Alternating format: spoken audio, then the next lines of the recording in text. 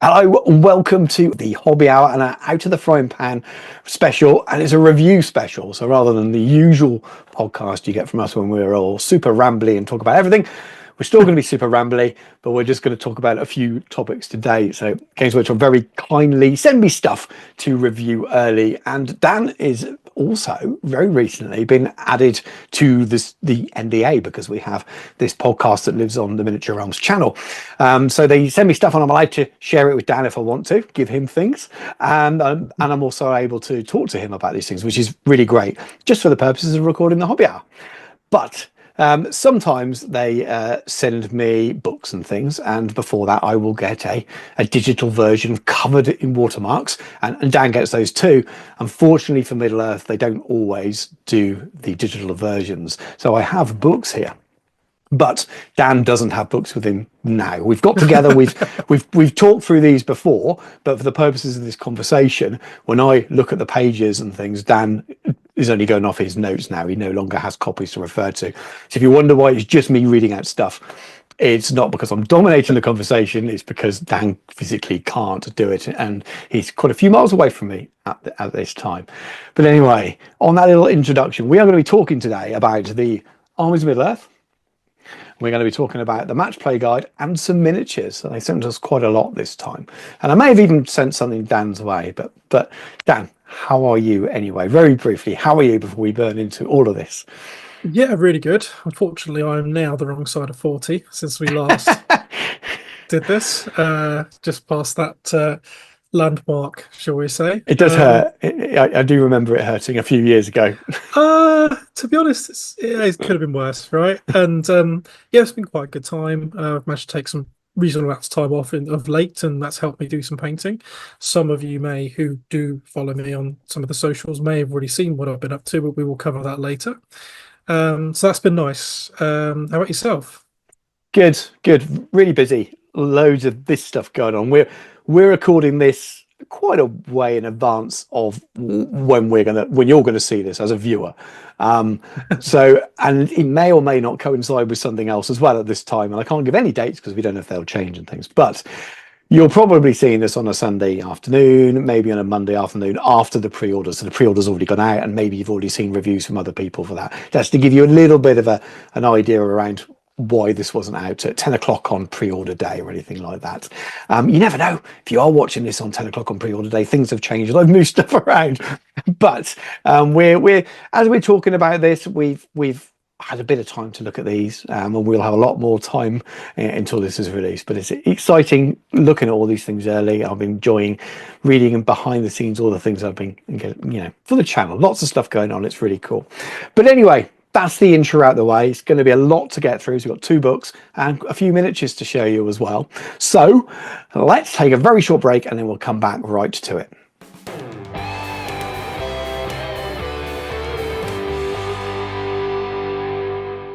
Yep. So we're going to start with the Armies of Middle-earth, which is, I think, what people will be interested in most.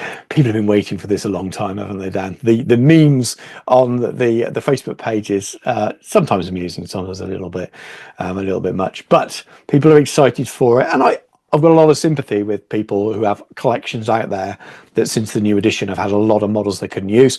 And for people that had whole armies that was only in this, they feel a little bit lost maybe. So I haven't got sympathy with any rudeness of people, and this just happens to be the way it goes. There's always bumps in the road when new editions land, but I do have a bit of sympathy as well with people being impatient and wanting to get their hands on this. But this covers most of it, I think.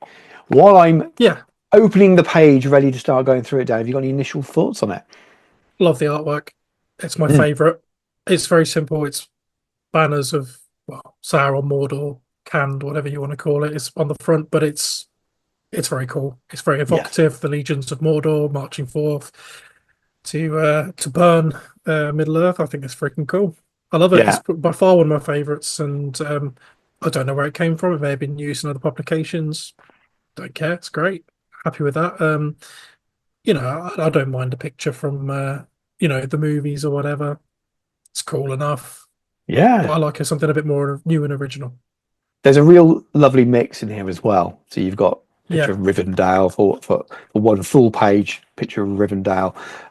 There's lots of little bits like that, and I really like the beginning of each section. There's a kind of vignette, and we've just been discussing. You think it might be there was a Colin yeah. Dixon one or I something, and think then it might have been Colin Dixon or Alex Boyd who did some of those. Or there's maybe Mm. Noala Kennedy. Maybe Yes, I don't. yeah, She did a bit of that kind of thing as well. it does feel Anyone from that kind of knows? era. Obviously, we don't know because they're not able to credit in the books anymore. But there'll be images going up all the time as we flick through this. But I really enjoyed those, and there's one for each section when you start a new faction. There's a little one of those in there, and they definitely stand out as a slight change in art style. The rest of it's everything you recognise, all from the Hmm. previous edition. But this is a slight change, maybe reverting to before. But since it's been Middle-earth Yeah, strategy battle game, it it reminds me a little bit of the stuff they used to put in for articles and for battle reports for White Dwarf. I think yeah, it's existing stuff they had. I don't think it's new. yeah. So I think it's old stuff. I swear it's from the White Dwarfs. Maybe wrong, but it's certainly evocative of a certain time in GW's art style as well, because it reminds me of some of Absolutely. the stuff they did for Fantasy Battle and stuff around the same time as well. Absolutely. The only minor negative I have that I'd be, be right to pick up on is in each of the sections before you move into a new army list or something like that, you have a darker page, double page spread, and you have the big title, and you'll say evil army list, something like that. And then on the other page, you've got a scene from the movie. And the whole artwork, if you look really close, and you won't be able to see it on the screen, even though I'm putting the image up, it's like it's printed on a leather book or something. But it does look like some of the movie images are zoomed in too far. It looks like there's too low a res a thing. I think it's probably an effect of what they're trying to achieve with it over the leather.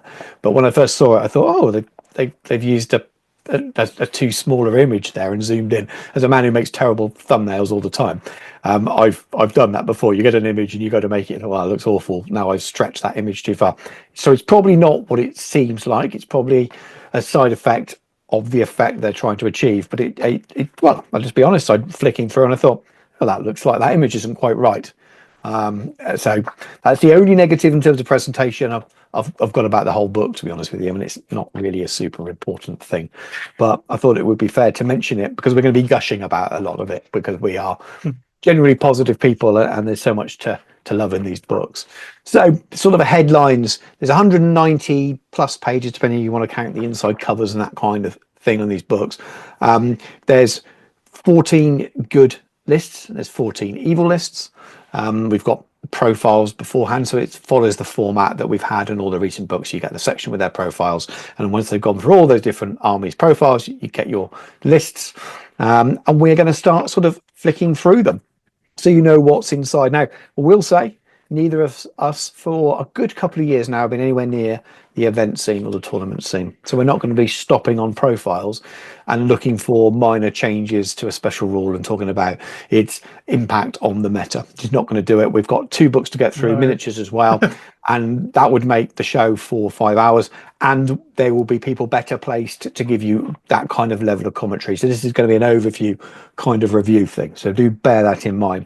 But we'll start with the first one. We have Free Peoples, and this is kind of filling in really with a lot of the missing hobbits that you didn't have in those Yes. other 2 books. So I haven't mentioned it for anyone sort of looking at this new. This 3rd book is all the armies and profiles that aren't covered in the films, but that are in the wider Middle-earth lore that they've had before, essentially, in most cases. And there's one new profile in the book. So it's things that people have had in their armies before. They used to be part of the game, now are still part of the game officially, competitively. So these aren't legacy, these are official things, but because they're not covered by The Hobbit or the Lord of the Rings movies, then they are placed in this 3rd volume. That's to do with IP mixing and licensing and all of those things as well. So we have Frodo the Nine Fingers, and we've got Samwise the Brave, and then Merodach of Brandybuck, Captain of the Shire, and Peregrine Took all back again. So you can back to these kind of armies. It does give hope for them re-releasing maybe on an MTO basis the Hobbits on ponies Yes, well, those are the because the miniatures you've pictures. got in the Yeah, pictures. So, and those are the profiles. So you imagine that there's hope of that in the future, and lots of people will also have those miniatures anyway. And then we've got Fatty Bolger and then Paladin Took. So these are the old metals. And then you're moving on to some of those newer, beautiful resins, which Forge ones. Yeah. suddenly not part of the official game for a short period. So you got Will Whitfoot, and you got Holfoot, Bracegirdle, Robin Smallborough, Vulcan Boffin, Farmer, Tolman Cotton, Lotho Sackville Baggins, and Baldo Tulpenny. And then you're back to some of those messels again. So you've got the Hobbit Militia, Hobbit Archer, Hobbit Sheriff. And that's kind of all of your hobbits. I think that's most of it. There are a couple of things missing there. Some of the real sort of the legacy in terms of the lore as well. So we had, what was it that we talked about? Bandabras Bullroar, that's his name. So he still doesn't have a profile. So I imagined that while most of the profiles have returned in this book that we're missing, we know that they weren't all going to be in here. They've already told us, and there's going to be some kind of legacy PDFs, I think, so people can still use their miniatures. I know not everyone's going to like that. By all means, let us know in the comments. But I'm definitely sympathetic to that, but I'm also understanding that as games go on and miniatures that don't sell, it's also a business, and you've got to balance all of these things off. So it's a shame, especially if you particularly love something and you loved running that list. Yeah, it hits you hard, but it's not new for wargaming in general, let alone Games Workshop. So I sympathise that it won't be officially competitive or officially competition legal, but you may well find independent events out there will still allow them anyway. I'm sure some will. And then the rest of the Free Peoples obviously aren't hobbits, but we have Grimbjorn back and Grimbjorn the Bear. So both profiles there. Yep. Actually, the brilliant new models that they've done in the last few years that suddenly, oh god, they aren't in the films that way. We got the Björnings, of course, and then I was a little bit surprised actually to see Garnburigan and the Woses Warriors. I wondered whether they would allow them to go to Legacy just because of the older sculpts and the potentially, depending on where you sit, problematic nature of the styling of those sculpting. I think a lot of it can be how you paint them. But the art's as well. The art's great, and I wish the models look like the art. the art's, I would say the art's safe completely. Yeah. And I think the miniatures are okay. I think, but you got to be careful. You paint the studio paint schemes. I'd say they are fine. I think the problematic stuff would have been if a Warhammer Fantasy they brought back the old Pygmy models or something like that. That would be bad. This is kind of half a toe in that. Oh, should they? Maybe not. But I did wonder. So I'm not saying they should have gone, but I did wonder whether they've taken the opportunity just to lose them at the back door into the Legacy. But I'm glad they're there because the more profiles that are here, the better. Sorry, people. Tom Bombadil's back. I love him, but I know some people don't like him. But he's here and official, as is Goldberry, of course, because you couldn't have one without the other. And that's the Free Peoples. Anything that you would have liked to have seen, Dan, other than the ones we've already mentioned? No, I'm just happy that I can play my Bjornings again, and also like the fact they've not changed the points. Yes. So my army remains exactly as it was before. The same. So I can not use that now, same as I've not used it before. Fantastic. I will eventually paint 18 more of those bloody things, which means I'll have 4,000 points at some point when I don't have a million and one other things to do. I understand but that. painting all those leather wraps and stuff, I can't face that, not at the moment. But I will do them, and at least I have an army. I've got there's a couple of armies. I've got my Gundabad, so I was going to say them, but we've not really touched on this before. Obviously, after they've changed all the books, my Azog on White Warg with armor conversion's somewhat pointless now. Oh yes. Which is a bit frustrating, but that's fine. They didn't do a model. He's not in a book. Fine. Yeah. We all lost something. I think in the grand scheme of things, an army that I've not even finished painting, barely started painting. I can live with it. Yeah. But yeah, I don't think I have. I think I've got away with it scot-free. I think everything's been fine. Especially now, I don't think there's anything that I would be running or have run that I haven't got profiles. But anyway, we digress a little bit. Next up, we have Rohan. And again, we're looking at some of those newer resins that came out around the time of the last edition. So we got Derwin and Elfhelm. They are back with their profiles, and that's it. That's your Rohan. So those were the things that were missing. I'm guessing people were thinking, "Oh, I just use them as captain models," but they've got profiles now. Then you have Erna, last King of Gondor, which is all the stuff from the the Angmar book. Yes, yeah, which is you'd expect something that came out so right at the end of the other edition, which was clearly delayed a long time, so it's appeared just before the new edition, which was clearly never the intention. Is back, and you can use it officially at official events, etc. as well, which is good. So it's only a short period out. Might have been a long time if you spent all that money just before Arnold. They did tell you as well, didn't they? I suppose, but it might have been a long time. But it's all here. It's all here. Who are in the Tall Warden of the Keys, and then Ingold, and then Beragon. So you got the two of the newer resins, and then obviously the old classic Beragon as well. Gondor Avenger Bolt Thrower. And that's one I'm sure was in the extended film or something. It just shows how much I misremember things when you see the built model and then you think about the films. And Prince Imrahil, sorry, of Dol Amroth is there. Captain of Dol It's no Amroth. real surprise, is it? Knights of Dol Given it's a Amroth. lovely new miniature. Absolutely. Yeah, I think people knew that he was going to be on the way, and it definitely lifts that faction back up, especially the Foot Knights are gorgeous as well. We got Forlong the Fat, and then the Axe of Los Arnok. Angmor the Fearless, Clansmen of Lamadon, Durhir, Lord of the Blackroot Vale, and the Blackroot Archers, of course, and that's all of those are back as well. I'm not sure there's anything missing there. There's nothing that screams out to me. No. Again, comments, let us know if there's something you thought would have been in any of these, because as a non-player of a lot of the factions we've covered so far, it's easy to miss one profile where you're used to skimming past in a book, and for me it feels like those are all back, but there probably is one or two that I haven't thought of. Well, it's the Knight of the White Tower isn't in. I think that will go Legacy. Yes, I think you're right. And he was always a bit of a weird Kings of Men. I don't. Oh no, they're in the Gondor. They are in it because they were in the film, weren't they? Yeah, I mean, they could still be legacied for a different reason, but they were definitely. I mean, it was one shot, but they were. The Knight of the White Tower's gone though.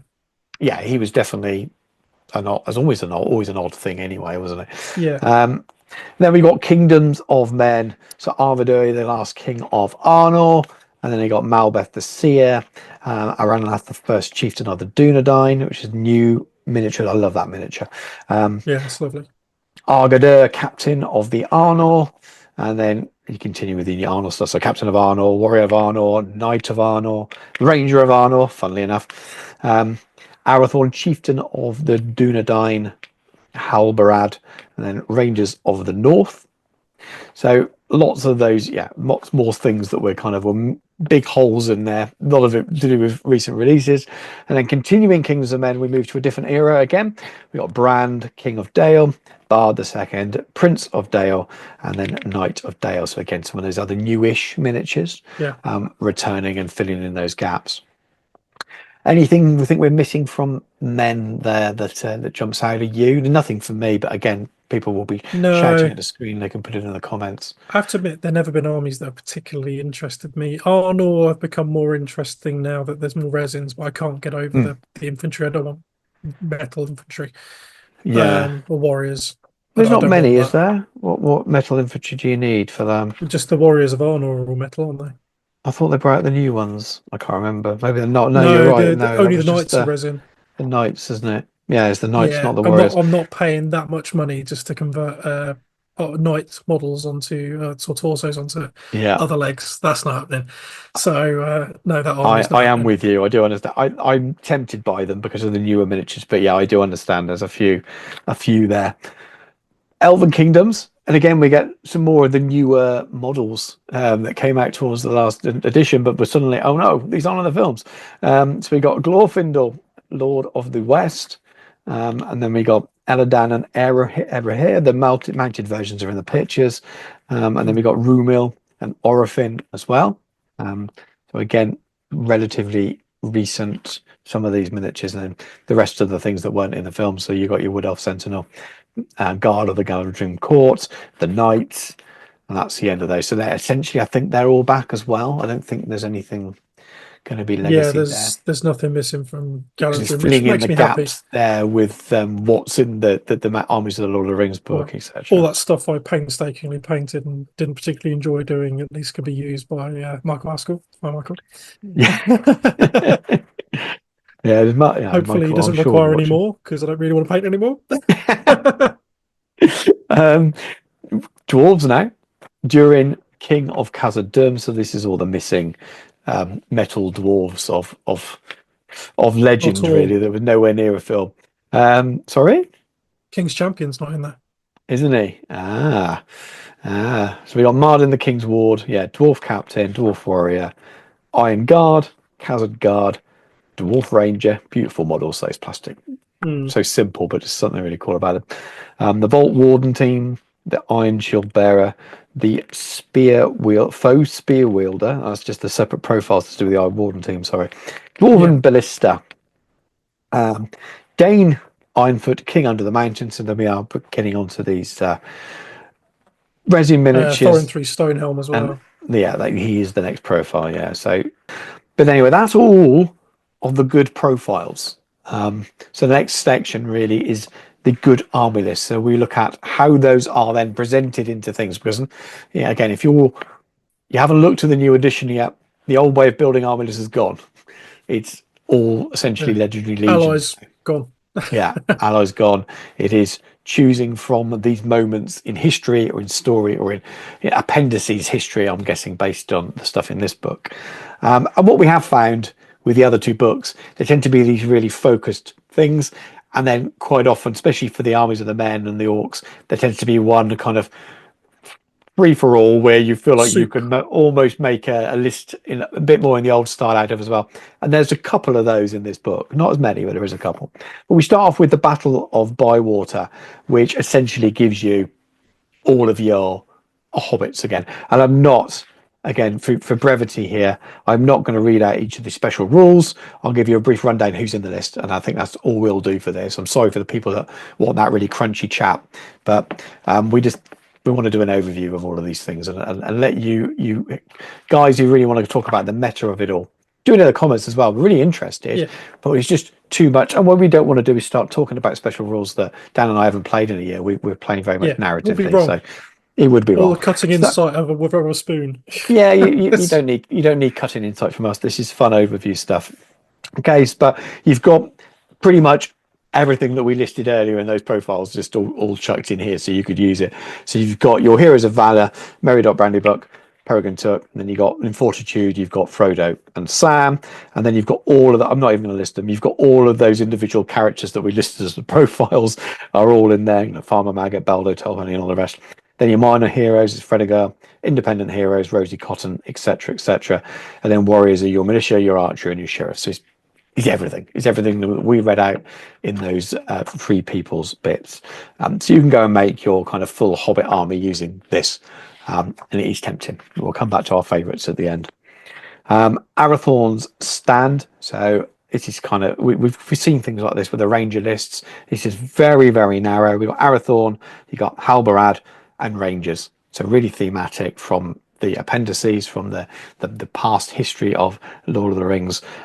Really cool, especially if you love that. So people have run this in the past, you can do it again. Grey Company. Again, it's one of those fairly sort of thematic things. I quite like this as well. So you've got Heroes of Legend, you've got Aragorn, Strider, Heroes of Valor, Legolas, Gimli, son of Gloin, Halbarad, Elladan and Arrow here.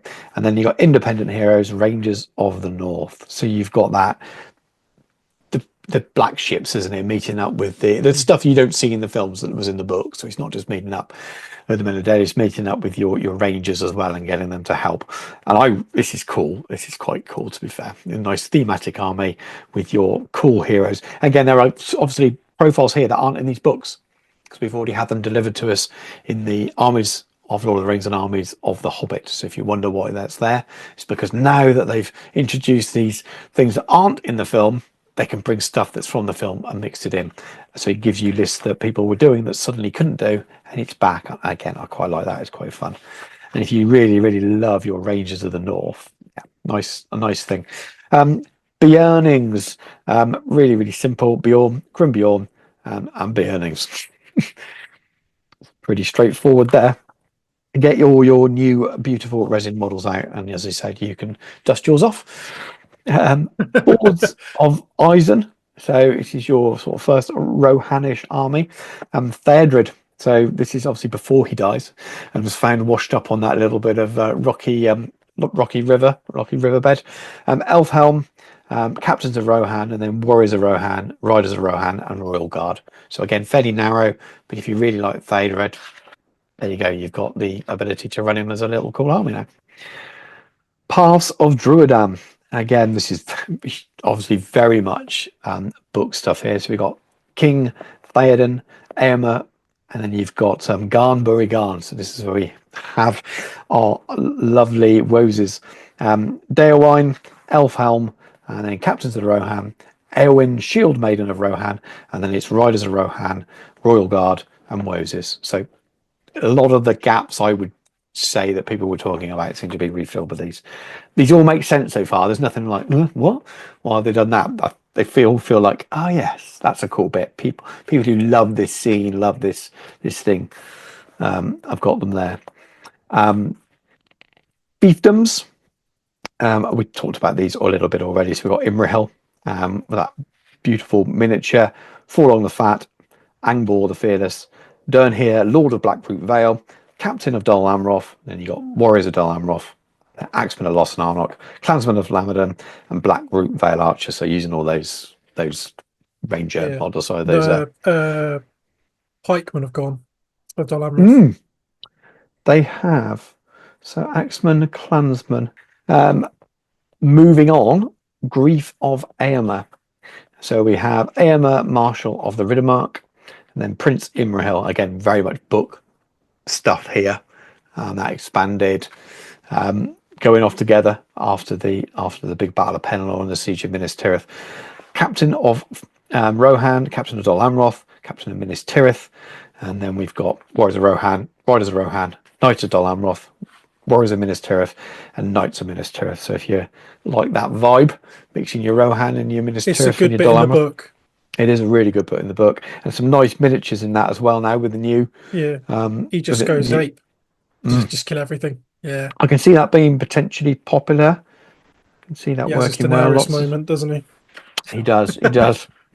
So that's cool. They're all really good and thematic, and they feel like they made some good choices here. And there's lots to go on, I suppose. So it doesn't feel like they're scrabbling around trying to find inspiration to use these miniatures they're missing. They've actually used them very well. Then we're on to Arnor. It's just called Arnor. You got Arvedui, you got the king, you got the first chieftain, and you got Malbeth the seer, and so on and so on. Captain, Rangers of the North, Warriors of Arnor, Knight of Arnor, Ranger of Arnor. So it's pretty much everything Arnor. Yeah. This is your everything Arnor list, and you can use it again, and it's all official. So if you put all that stuff back in, when was it? October time, something like that. If you put all that stuff. You can start using it at events again now. Army of Dale. So we're moving into the Hobbit stuff that was missing now. So Brand, King of Dale, Bard the Second, King of Dale, Captain of Dale, Warriors of Dale, Knight of Dale, and the Windlance. About what you'd expect, really, isn't it? Yeah, it's pretty straightforward, compact list. But if that's your thing, that's your models, that's your theme, and you've been wanting to run it, it's back. Battle of Fornost. Erna, last King of Gondor, Glorfindel, Lord of the West, and then Aranath, first chieftain of the Dunedain, and then Curvan of the Grey Havens, Captain of Minas Tirith, Rivendell Captain, Ranger of the North, Warriors of Minas Tirith, Knights of Minas Tirith, Rivendell Warriors, and Hobbit Archer with Warhorn. That's quite interesting, isn't it? This is really delving back, I suppose, into the histories. Into the appendices there. Yes, yeah. I mean, it's one that people, I'm sure, would have said, I want to do this and I can't anymore. And some of them are really obvious themes, aren't they? And there's things like this. Fornos is obviously very famous, but it's also, because it's such a eclectic mix of miniatures here, you could imagine them missing it and then someone shouting, I used to be able to build this list back in the day when I could build anything with my army list. Well, it's there. Maybe you don't want Hobbit Archers, and that's upset you because you want some Warriors in there as well or something. But it's nice that there is an official option there to do it. Kingdom of Khazad-dûm. Durin, King of Khazad-dûm, Mardin, King's Ward, Dwarf King, Dwarf Captain, Warriors, Rangers, Khazad Guard, Iron Guard, Vault Warden team, Dwarven Ballista. So all the stuff that wasn't in the Armies of Lord of the Rings books and Hobbit books that we've listed before. Gimli. this time? No, no. So I'm guessing they're just saying if you're going to play this, you're playing this as Gimli was a lad at this point or something like that. Army of Erebor. So again, we're bringing in some miniatures that have got profiles in the armies of Hobby here, but just adding in those things that weren't in the film. So you've got Dane and you've got Thorin 3, Stonehelm, Dwalin. You've got Dwarf, so it's Dwalin, Champion of Erebor, Dwarf King, and then Biffa, Bofa, Nori, Dory, Gloin, Gimli, Son of Gloin, Iron Hills Captain, Iron Hills Warriors, and Iron Hills Goat Riders.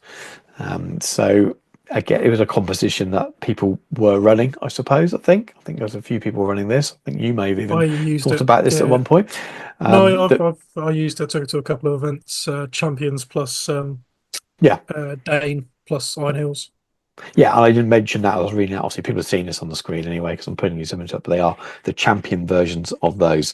So yes, very much something that people ran, went away because of the way the army list was split, but it's back. And then similar thing, sort of theme really. You've got your Iron Hills and you've got your men and its defenders of Erebor. So you've got Dane, King of the Mountain, Brand, King of Dale, Thorin the Third, Stonehelm, Dwalin, Dwarf Champion of Erebor, Bard, the Second Prince of Dale, and then again you've got the champions dwarves again, Iron Hills Captain, Captain of Dale, and then warriors, Goat Riders, but Warriors of Dale and a Knight of Dale as well. So you kind of those two armies mixed in together. And that's all of those army lists. So we've done 14 of those good army lists, probably still taking absolutely ages. But what are your favourites? Anything that sort of stands out to you? Well, I get to play my Bjornings. I get to play my Erebor, which is they're the things for me. I think it's good that Khazad-dûm's back in. Admittedly, it's an army I don't really have any interest in playing, but I think they are an army that is so intrinsic to the game that it's good to Yeah. have them playable again properly. I think it's it's a rare thing to go to an event and not see at least one, Yeah. probably two or three of those armies. I mean, I remember going to Warhammer World and playing 3 of my 5 games against Khazad-dûm, which is probably why I'm a little bit anti the King's Champion. But especially playing with Bjornings. Yeah. But because he's one of the only really good foils against them, because otherwise, as long as you win the roll off, Bjornings will go straight through, even Kazagard. Yeah, it's good to see more stuff opened up. It's good to see enablement of some of the more classic thematic armies that you would have seen, and some of the ones you wouldn't. I think it's interesting, obviously, that you can't necessarily run some of them, that they may end up coming back in legacies. Hopefully, maybe, we don't know. You know, Bandabrass Hmm. took and I that think kind you of will. thing. And yeah, because obviously that's when you could run them with the the Rangers, because Yeah. you'd have Well, there that's was a that whole all came scenario, together. wasn't there? I know it's previous edition now, Wolves but in Winter, wasn't it? I think it's yeah, called. that was one of them. Yeah, and there was the actual Uh, Battle of Green. Bywater. Oh, Greenfields. Yeah, I'm Yeah, sure that was in one of the books as well. So and I know I'll still be digging into that beautiful range of blue books for the first Middle-earth strategy battle game edition.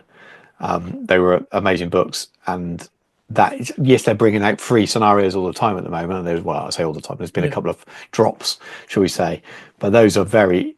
I can't see any reason why you can't just pretty much play those straight out of the book as they are. The way I look at things, by the way my mind works. yeah. I've If kept there's them a all. minor kind of this doesn't quite work under the new rules, then you just iron it out because you're playing a narrative game. But those Yeah, for me I will still see those as current kind of things. So it would be nice to have the up to date profiles. Though the profiles aren't wildly different. So if you're playing at home no, anyway and you're playing Legacy, I definitely wouldn't be turning around to say anyone to say no, you can't use that profile from the last edition because for a casual game absolutely makes sense too. But I also I know people like something official, and if there is a Legacy profile for these, that does open it up to make it a little bit easier for TOs out there to say we're going to allow Legacy profiles in our event. because they are of the modern edition. It gets a little bit harder when it's old editions and people don't have access to it from a competitive point of view. But if it's so, I mean, my favourites, Battle of Bywater, because I always love hobbits. I know a certain Mr. O'Byrne will be happy to see the rules now that he can use the army he's been working on. I've had them on my to-do list for years. One of my hobby to-do lists is do a big Hobbit army for Lord of the Rings. That's still there, and now that it's back, it makes it even more likely because I'll have so much fun painting them, and all those newer resins are amazing. I do like the Grey Company, as I mentioned when we were looking through. Just love that theme of it. Relatively small army, got some beautiful miniatures I already own. The newer heroes. And then Arnold, because some of them those new models again as well. So I'm drawn very visually to some of these, the way they look as a composition. So 3 of those I definitely look at from this book. Let's move over to the Forces of Evil then. And then what we've got to start off with is the Mordor Siege Bow. Now, it is one of those things that my mind, and we talked about this when the book first arrived, and I was saying, damn, look at this. I can't remember this, but maybe it's just been out of production for a while. But my mind just completely forgot it existed. My first thought was like, is he new? No, it's not new, but I can't remember this. But it might just be the picture. I remember facing Mr. Davies, Matt. He took 3 Yep. against my Bears. Oh, nice. I really, really used to want one Yeah, the desperately because I beautiful think the core model. model's cool. It's metal. Yeah. Look, Bless if they'd you. have done it in resin, I'd have bought 2. Yeah, Although it's yeah, the yeah. same crew as the Right. catapult. Oh, okay. Pretty much. I think shares at least 2 of the 3 models, but I think all 3 Right. are the same. But it's a cool model. It's It great. can't hit worth a fig. If you look at the shoot value, it's terrible. Yeah, it's 4 up. Yeah, And even yeah, if you might it, it's not great. yeah, yeah, yeah. But it's a cool model. It's got a good range on it. Oh yeah, that's 48. never been the problem. But you can shoot to the moon if you can't hit anything with it. Yeah, maybe that's what they're doing. Is firing up and see what hits on the way down. But anyway, we aren't going to linger too long on profiles. Mordor Orc Shaman, Black Numenorians, Black Numenorian Knights. So they will be making their way back to tables, not just converted into extra Knights of the Riders of the Dead, which is what I did with some of mine at one point. But you don't need those now that they're back. Black Numenorian Warriors. And that's that for the Mordor stuff. So again, just those few Yeah. non-film items flung back in. Well, Blackguard, it means they've gone legacy Mm. as well. Blackguard captains, Yeah. etc. What else is missing? Oh, uh, Blimmin' egg. There's others. There's a lot. Some of the name characters, I believe. Mordor was such a huge faction. You used to look through And those obviously old, the even named now. rates have Yeah. gone. Yes. And I'm kind of glad they are. I didn't really. I was never a huge Yeah, fan. I I don't know why. liked I don't know why. Just something just to me just said. the Dark Marshal and the Knight of Umbar are cool though. I like the models. If I could have got Yeah. both of those in resin, I'd have used those for standard wraiths. Yeah. I think what I didn't Because like about it was purely that it was left vague and unknown in the story. And I know that it was hinted apart from at, but Carmel, yeah, that's well, it. yeah, It's the there's Witch a bit King of a hint. Carmel. And I know why they did it and it makes sense, but I also just like, oh, I quite like them as, and they're far more sinister to me just Oh, as faceless. faceless wraiths. Exactly. Like, so, and that's what it was. Nothing to do with the way they played in game, nothing to do with the rules. I just quite liked it. I like things quite simple, to be honest with you. And this was such a big faction as it was to trim in. I'm sorry, I'm going to say it, bloat. There was some bloat in that range. Makes no sense. If you were designing a Yeah, game from ground up and you were thinking, how are we going to have a similar kind of level of number of models in each faction and they're going to work as a competitive thing, Mordor was just massive. So much stuff going on yeah. anyway. No And then great added all these beast extra either. things. Yeah. Yeah. Yeah, that is a shame considering we've seen some other things come back. But again, maybe that is a production thing as much as anything else. Well, Forge World produce. Where is he? Here's one I haven't made earlier. Yeah, Yeah, I mean, he's Forge World resin, but yeah, everything that goes on him is Finecast. Yeah, yeah. I had one and never built it and sold him in the end, and I regret selling it now because I didn't think that that would go anywhere. It just at the time didn't occur to me. But also, I can live without it. It's just a beautiful, it's just a really cool model. That's probably why I liked I it more than enjoyed I thought about it painting in it, game. and Yeah, it's a lovely centerpiece model. So yeah, it's kind of sucky. And some of those crew models are freaking awesome. I They thought. make really good orcs, I suppose, Yes, but if you can convert them up and stuff. yeah. Well, there's some use for them in that sense. Again, it'll have a legacy profile, so people will be able to play it. And the way we play the game, I can't see that being an issue for us. Isengard Orc Shaman as well. So we've got the Orc Shaman, we've got the Orc Shaman. The picture they're showing is the mounted one as well. Again, I don't. There will be people that had a build that did use these and will be annoyed, but I also get the Is impression that that they've not re-released that model, have they? The Shaman. I swear that they kept on talking about whether it would be. I don't think so. I don't think so at all. But Yeah, I don't think so. they're here. They're not They're here available. anyway. So um, people can play them if they want to. And then we've got Isengard in terms of the evil side of the Shire. So we've got Sharky and Worm, and Bill Fernie, and Sid Briarthorn, Rowan Thistlewood, Ted Sandyman, and then we're on to the older metal ruffians. So all of that whole release as well, the other side of the Shire release, all back now to fight off against your hobbits if you want to as well. So you can do all that stuff again, which is cool. So you can do all your scouring of the Shire, thematic games if you want to, and that book suddenly becomes completely easily to work through again, I imagine. Yeah. Misty Mountains. So we have Durburs, the Goblin King of Moria, and then Druzag, the Beast Caller, the Bat Swarm, obviously called by Druzag, Moria Goblin Shaman, Moria Goblin Prowler, Moria Goblin Drum. Now, technically, that was in the film. You could hear Yeah. it. You could hear it. So that's a shame. I'm just being silly. But justice for Groblog. Oh yes, he's My gone, isn't he? favorite model. My favorite, Um, probably one of the only model. Moira Goblin models I was actually excited about ever painting. I didn't bother. I'm kind of glad, but also kind of sad. yeah, One day, he's I may he's just paint yeah. him up with a I was little I'm vignette. model wise, I'm not overly emotional about any of these, to be honest with you. But they're they're back, so you can use them again. Apart from the one you're waving around there. The best one. Misty Mountains Dragon and a Cave Drake are back. Again, the miniatures showing their age a little bit now, but they're there for people who use them or are missing them. Fallen Realms, Gulliver. Oh dear, I suppose it was going to happen. Though I do like the shot there. The miniature looks pretty cool there. Terror of Arnor, Birder. So we got the new trolls, which is cool because they're recent Yeah. miniatures that are absolutely stunning, and then suddenly not available for competitive play until now. They're back. So Birder, and then there's Joe Hell Troll as Holzman well. and Sean of Corner of the World Market. I think they painted about 5 of those each, so I Have imagine they? they're a bit happier for this. Yeah. Good. Yeah, they are cool miniatures. Very cool miniatures. And then we got the Shadow of Rodar, and Nasdaq Orc Captain. So that's one of the newer miniatures. That's again is usable now.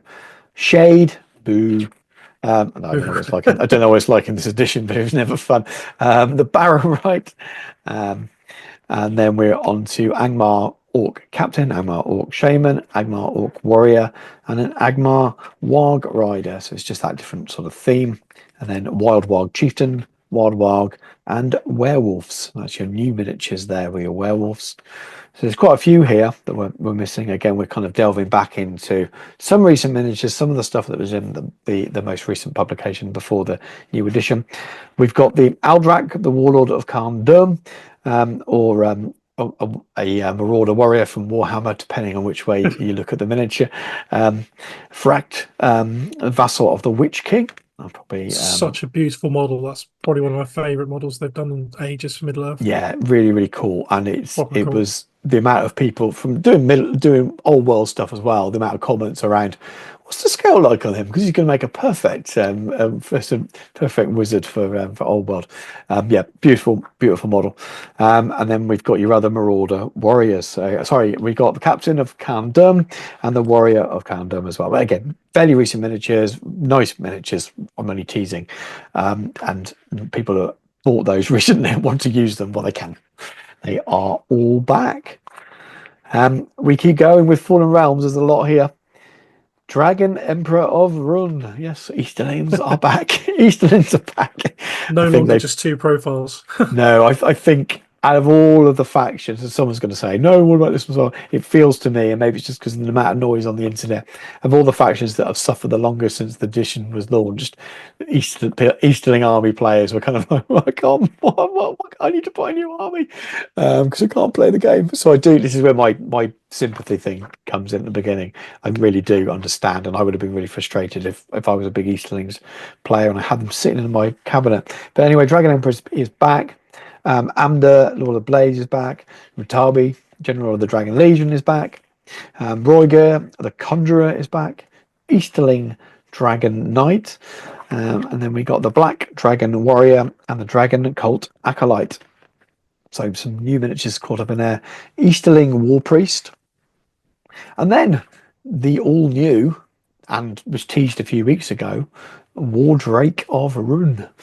The big beastie thing. It's very cool. I say big beastie. It's a 40mm base. And I imagine that as part of, it's not happened yet, but I imagine as part of the announcement of this, there's been articles and they probably spoiled his whole profile or something anyway. And while we're not doing profiles, I will read these out in case it's the first time people are seeing this. He's 20 points. He is a Drake. He's an Easterling, and he is a warrior infantry beast. And he has armor, claws and teeth, which count as hand weapons. He's dominant 2, causes terror, and he has venom, which basically means he reduces the fight value and attacks, but to a minimum of 1 for the remainder of the game. So that's quite cool. But I can see him being useful, especially I think with it has the debuff. utility mixed with other bits from the Easterling list. Yeah, and absolutely. The models are really cool. The model's cool. He's dominant 2 as well. So there's going to be, as we see when we get onto Match Play Guide, there's scenarios when you're trying to get stuff off the table and run away. Well, he counts as 2 models for doing that as well. So it's going to score you things in other ways. So there's other ways that can be useful. Eastling Captain, Eastling Cataphract, Suladan the Serpent Lord, Raza, Fang of the Serpent, Hasharin. I'm glad. Yeah, I love that model. There's some beautiful models in this, all coming back. Serpent Guard, Serpent Rider, Haradrim Taskmaster, Haradrim Raider, Dalamar, Fleet Master of Umbar. So it just reminds you how much was kind of missing. Yeah. So we're into Corsairs and Umbar now, as well as gone past Eastlings. Delagar, the Gate Master of Umbar, Corsair Bowman, and that's that. So there's a huge chunk there as well. I've never been super emotional about Easterlings. It's one of those things, and again, it's to do with the film stuff. You see them, that's cool, but I've never wanted to run them as an army, and a lot of it might be done about metal miniatures and things. But there are some really nice miniatures, and I've painted them for commissions, etc. But I know that lots of people will be really happy. It feels like a whole new faction coming back to the game. Right. Any profiles or anything there that stood out to you, or anything you think is missing other than you've already mentioned? Isn't the blister in there? See the Corsair blister? It is not. Oh, well, that's a cool model. It is a cool model. I forgot. I thought it was in there. But that's a cool model. I really, really, really wish that the Corsair warrior models didn't suck, because I'd love to do. I mean, I loved painting Delgamar. Adored painting that model. And I'd love to paint his whole army, but yeah, I'm guessing the Corsair Ballista must be in the other books. I'll check at another point. It might actually be in the Armies of Lord of the Rings. Did it picture in? It must have been in the film at some point and was able to be. It's on the ship, isn't it? Yeah, so that's why it's in it. Because I'm just thinking, why is it not there? Yeah, or maybe I think it might be in Armies of Lord of the Rings now. I reflect on it, but Anyway, cool model. But I mean, there's still some bits I'd have loved to have seen for Evil, but you know, Great Beast. That's one of the Mm. models that I would have loved to. It'll probably get legacy, but they exist. They pull Grand. Yeah, So I don't think it would have been too far to keep it, but fair enough. And there's a few bits and pieces. Groblog would like to, I'd have possibly bothered to paint some goblins, even if it was only a small army. I'd have done that. But yeah, overall, it's we've got some bits back. It makes a few things more interesting. Luckily, they didn't really ever touch the Hobbit era, to be fair, no, in terms of expanding it. It was a lot of this stuff that's in this book is in time before the Hobbit really arrived. yeah, So a lot of the armies for evil are more interested in our Hobbit era, and we already have rules for those, so that's great. Um, I'd say though that the evil side's probably a little less interesting than the good side in terms of this book. agreed, agreed. Right. Apart from the Angmar stuff, but we knew that was going to be coming anyway because it was Mhm. PDF'd and then it was going to be in here. Yeah, yeah, Um, makes sense. and even then, I'm not particularly interested in playing Angmar, but I do like some of the miniatures that they've released for it, like the Vassal of the Witch King and Durbar and is Yeah, it Durbar? Yeah, Birdo, Birdo the Troll. murder, murder's a That's the trouble. one. Birdo the Troll, that one, and his boys. The models are awesome. Again, I don't think I'll bother to paint them other than maybe for display, but Yeah, yeah, it's good that yeah. they exist. Absolutely. And let's have a look at talking about those lists. Let's have a look at those lists. So this is one of those huge ones, but we got Army of the Great Eye. So for me, it looks like one of those ensemble. You Super. can build something from it lists. You got your Witch King, Ring Wraiths, Gothmog, Mouth of Sauron, and then this huge list of heroes of fortitude. So Guritz, Gothmog's Enforcer, Shagrat, Gorbag, Moranical captains, basically all the different captains you can think of, including Black Numenarian marshals.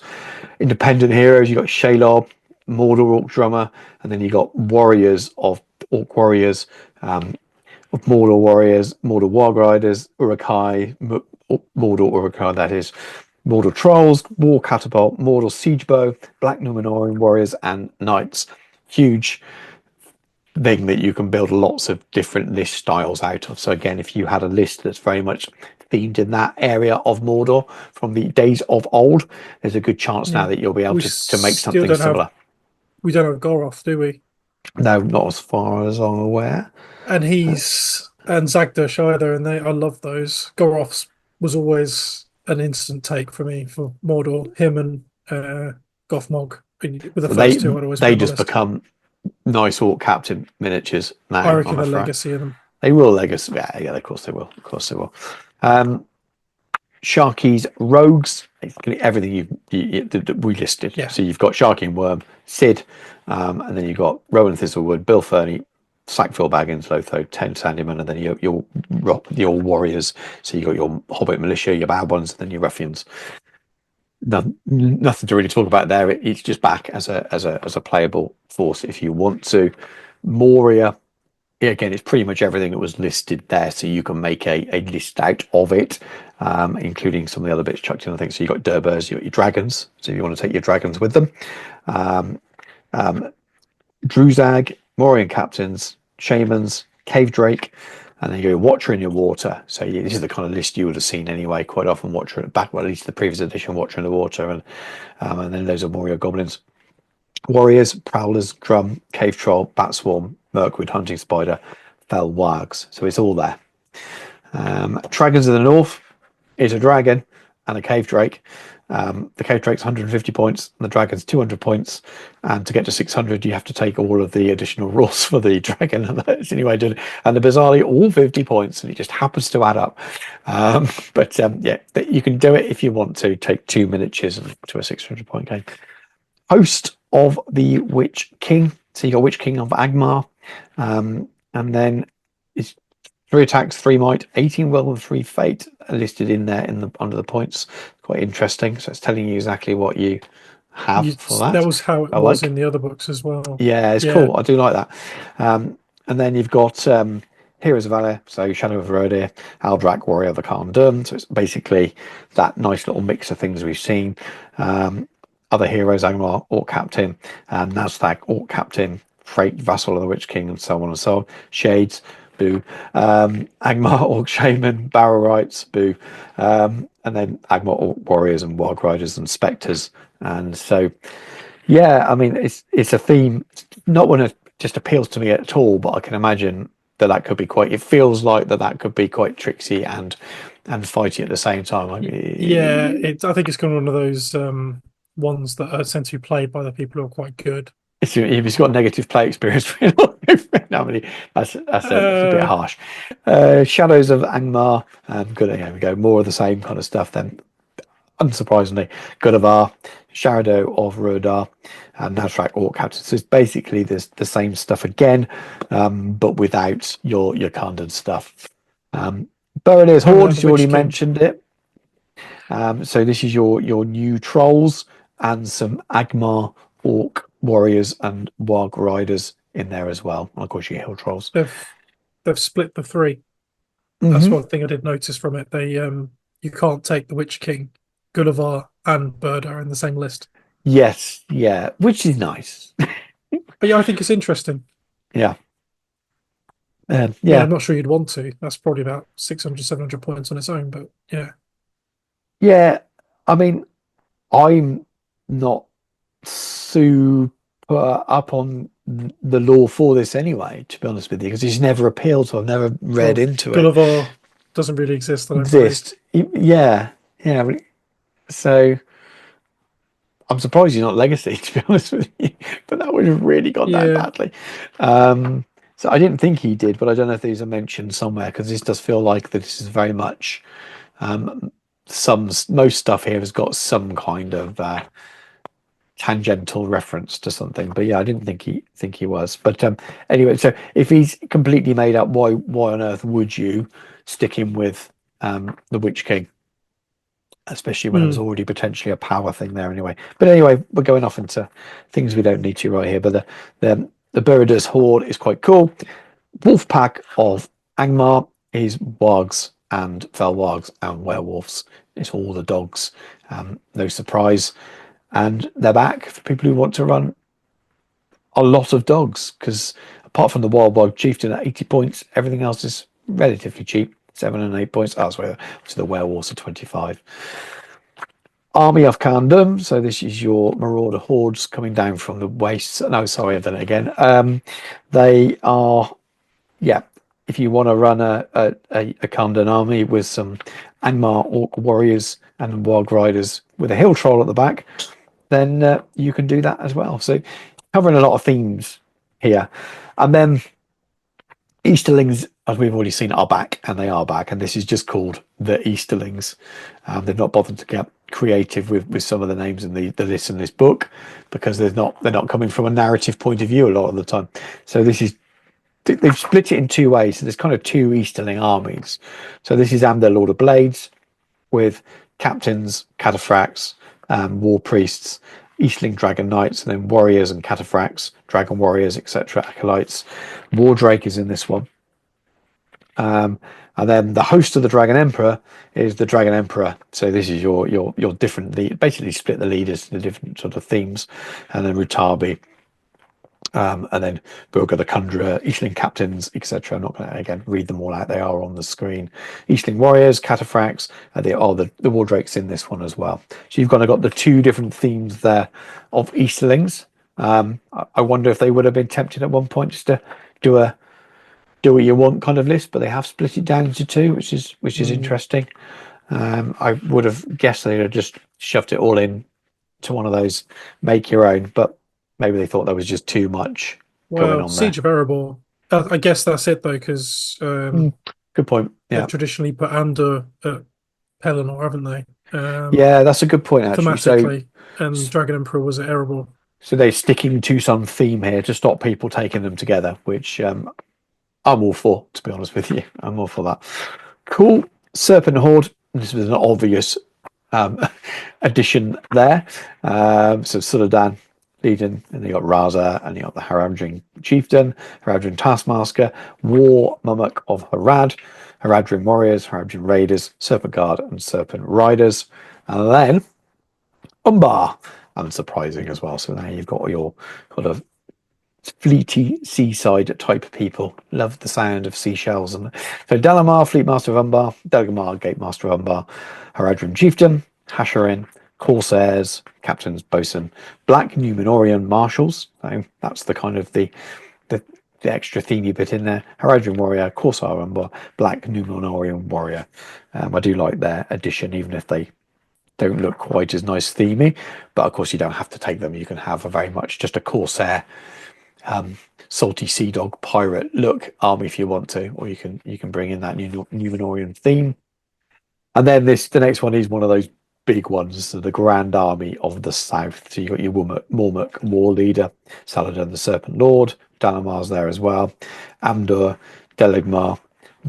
It's too much to read. It's just too much. It's a full page. It's one of those where you've got pretty much all your Easterlings in there. You got your Serpent Guard, your Haradrim Warriors. You got your Drake, your Corsairs, pretty much all of it. I think apart from, no, he's in there as well. I think it's everything. So if you do want to do an everything list, it is there. I think that would cover most things for most people. Is there stuff missing from there? It's really not my faction, so I don't know. I've not paid it. As I said, most of my love for evil is the Hobbit era, Gundabad's, Dogwood, that kind of stuff. And Mordor, we've already touched on what I feel is missing from that, or what they've removed, or we know various different bits and pieces. So yeah, I've clearly, obviously, Far Harad and the trolls and everything, they're legacied. That's one thing to consider. There won't be any more camel riders. Let's put it that way. Yeah. Not GW, not Warhammer World anyway. Which is a shame for those who are into it. Wasn't really ever my thing, but people have armies and they feel very passionate about them, and to them, absolutely. My commiseration's been there. It sucks. Can't really think of anything else. There's probably loads as people put in the comments, because people are going to be going. Yeah, please do help us out. Put it in the comments. And if you're following along and watching it all, put it as one big long list. If you've got it all, be really interesting to see. And the final bit is Leaders of Middle-earth. And I wasn't expecting this, but basically you've got a little reference page here. And some of the profiles in these books have now been added to the army list in the other books, which it's quite weird. I thought for them to do that, but maybe it's their way of getting around whatever licensing thing has meant this split. Well, I'm guessing that's what it is. So I'll give you an example. Gondor, Beragond, Guard of the Citadel, which is on page 35 in this book, can also appear in Minas Tirith, Armies of the Lord of the Rings, as a hero of fortitude, or atop the walls, Armies of the Lord of the Rings, as a hero of fortitude, Defenders of Pelennor, Armies of the Lord of the Rings, hero of fortitude. So some of these profiles can appear in army lists that are already shown in those other books. So it's almost like an FAQ put into this book for those. Interesting, isn't it? Really interesting. But it expands the scope. So suddenly a load, because there's 3 pages of this, loads of those army lists that are in existing Armies of the Hobbit, Armies of the Lord of the Rings, etc., now have extra profiles to them taken from this book, which is cool. Anyway, that was the book. Overall thoughts on this one, Dan? I understand why it's incredibly useful to the community. Yes. But apart from Bjornings, it's not particularly useful to me. But that is fine, because not everything has to be for me. I know that that's not always understood in wargaming circles. Everything has to be about me, but it's not. But it is really good. People obviously clamoring for it.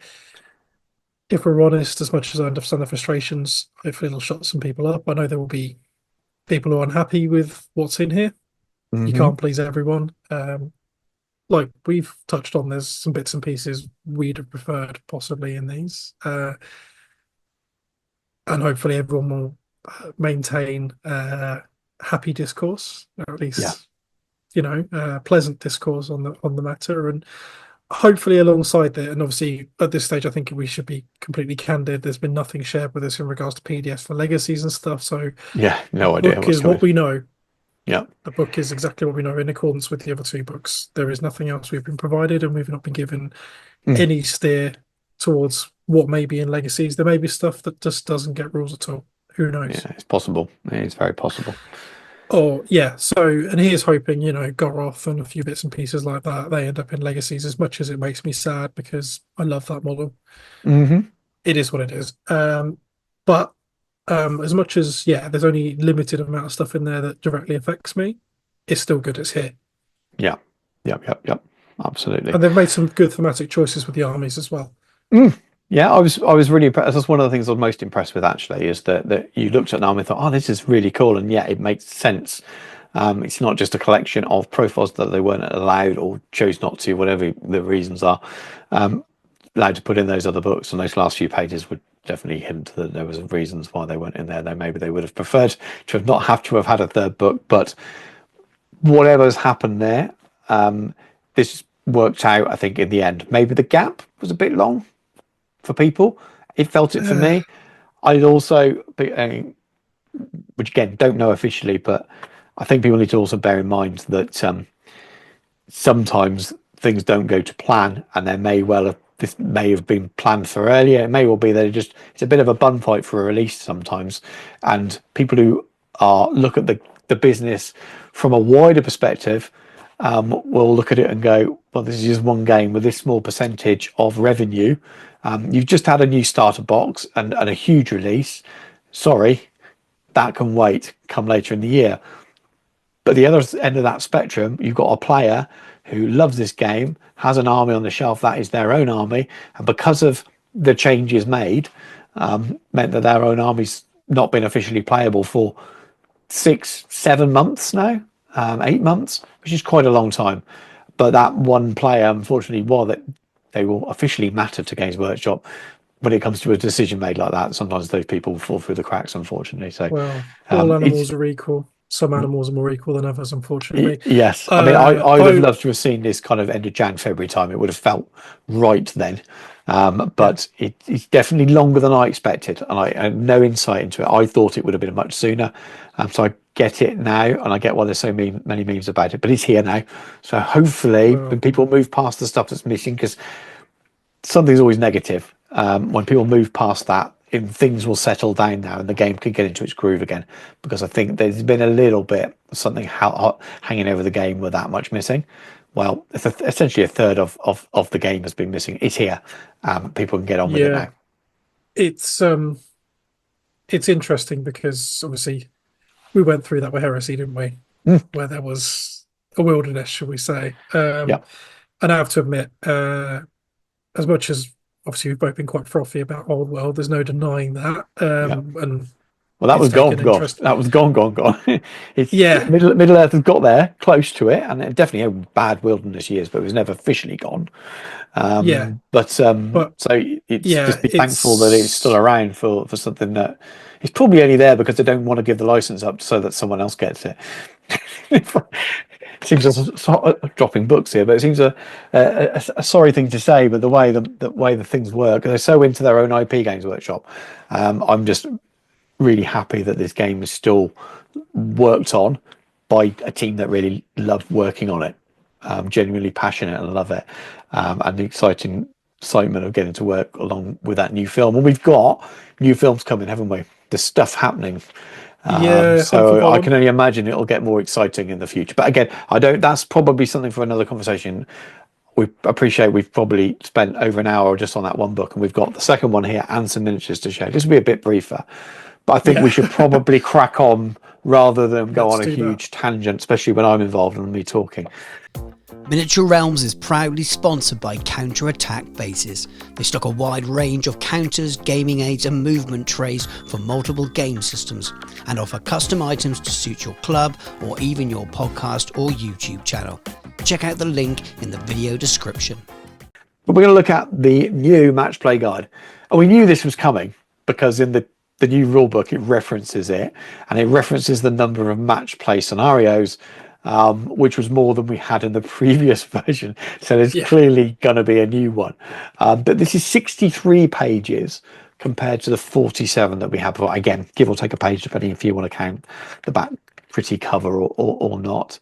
There are 6 pools still of 4 scenarios now, so there's a bit of a change. So there are 6 new scenarios, and I'll list those to you now. We've got Stake a Claim, Sites of Power, Treasure Hoard, Escort the Wounded, Lead from the Front, and Convergence. So those are those new ones, and we are going to flick through the whole book, but we'll probably stop on those ones and give them a few seconds more. But we're not going to go through every single scenario and talk about, oh, is that line changed? Has this bit changed?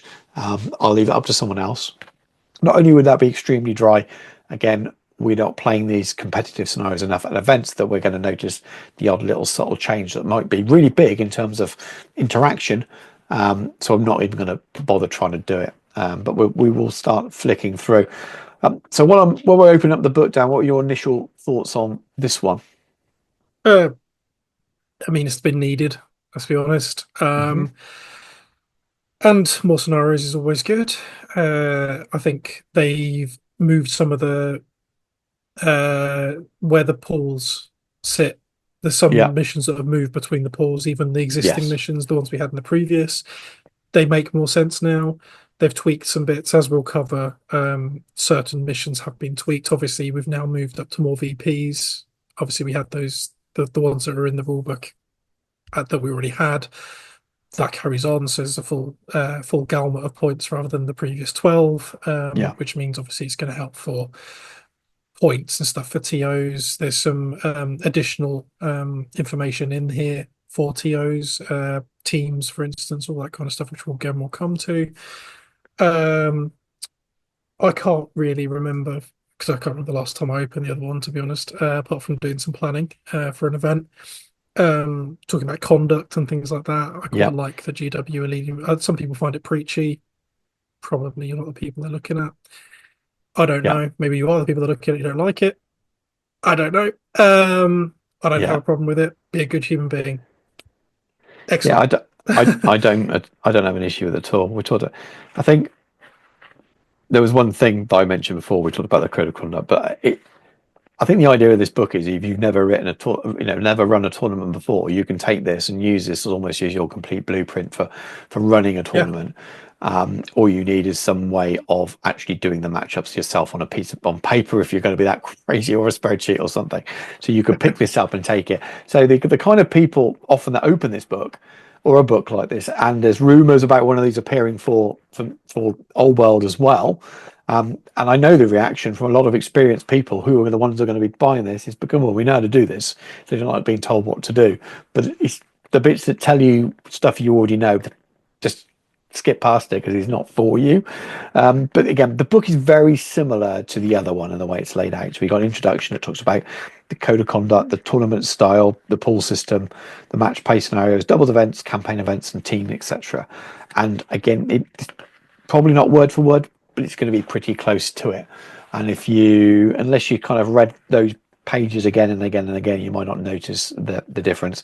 It talks about loads of stuff. Talks about even the storekeeper, referee, player, spare player, all the things that again seem very obvious, but just talk about running a tournament style, even how long a game round will need to be. For just really useful information, because you just don't know how long are we going to need. It's really useful, and a result sheet. So if you do want to photocopy and print off, you can do it. So it's all there. So we get to that pool system we talk about. They have added those 6 new scenarios. There's now 4 in each pool. They renamed the pools as well, so they make a bit more sense with the new ones. So pool 1 is called Hold Objective Scenarios, and that's domination, capture and control, breakthrough, and stake a claim in. Pool 2 is Kill the Enemy Scenarios, to the death, Lords of Battle, Assassination, Contest of Champions. Pool 3 is Maelstrom of Battle scenarios, and we have Whole Ground, Heirloom of Ages Past, and that's now singular rather than plural. There still is only one live heirloom, and we'll come on to that briefly as we skim through it. Sites of Power, and command the battlefield. Pool 4 is object scenario. Destroy the supplies, retrieval, seize the prizes. And that is now plural, and not just a style thing. There is a reason for that. Treasure hoard, and then you got pool 5 maneuvering scenarios: reconnoiter, storm the camp, divide and conquer, and escort the wounded. And pool 6 is unique scenarios. This is all the stuff we didn't know what pool to put it in. That's not quite as snappy though, is it? Fog of war, clash by moonlight, lead from the front, and convergence. And then you've got common scenario rules, which I think is pretty cool. Rather than having the same thing repeated again and again on each scenario rule, it'll just have a rule saying heirloom of power, and you then turn to this page and find out what it does. Basically, these are recurring rules that are used throughout, and they are Maelstrom of Battle, so that'll just appear. People know what Maelstrom of Battle is anyway. That's an easy one. Dark of Night, nighttime fighting, essentially. Time of Heroes, which is really cool. So it's when your army kills an enemy hero in a fight, may choose one of your models in the same fight to regain a single point of might. So you're gaining back might by killing other heroes. Just really blood and glory, isn't it? Yeah, it's cool. I like it. I like that. You cannot take a hero above their starting might points, but I really like that idea of, well, we're going to sling this hero into that combat. It's risky, but if I kill that hero, they're going to get that might back, which means I can do this thing next time. I love all of that kind of stuff. It's a really interesting, simple rule that could make a real big change in some games.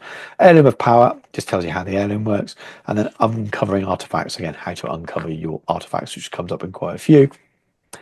Match play principles, I think that is pretty much as it was before. Talks you through what match play is really, and then we're into the scenarios. So I don't want to kind of hover on these too long. If you compare them to the previous ones, the maps look the same most of the time. Again, this would be so boring to go through and go, man, this is changed by this and that. Some people will, as a separate video, and it will be interesting, but in what's going to be a 2.5 hour epic video potentially for this one, hopefully not, then this might be a bit much. But what we'll do is we'll try and shout out, and if I skip on down, shout out if you remember the new ones, and we'll just talk a little bit about the new ones. But anyway, so we've got domination and to the death, as you were in terms of name. Who knows? We got hold ground and destroy the supplies, and we still haven't hit one of the new ones yet. Reconnoiter and fog of war. It does look like the text seems a lot bigger on these, so there may be some changes. Capture and control and breakthrough. And then we've got stake a claim, which is a new one. And you've got lots of objectives here. So this is you're basically getting points for holding those areas, and I'm not going to go into any more detail. To the north, is it? You're not going to use that list. no, not at all. So you've got lots of victory conditions, as you'd always, breakpoint, all that kind of stuff. But you've also you're trying to hold those objective markers, keeping groups of your models in them, and they're calling it establishing defenses. But that's essentially what that is. It's an objective based one. Laws of battle. We have assassination.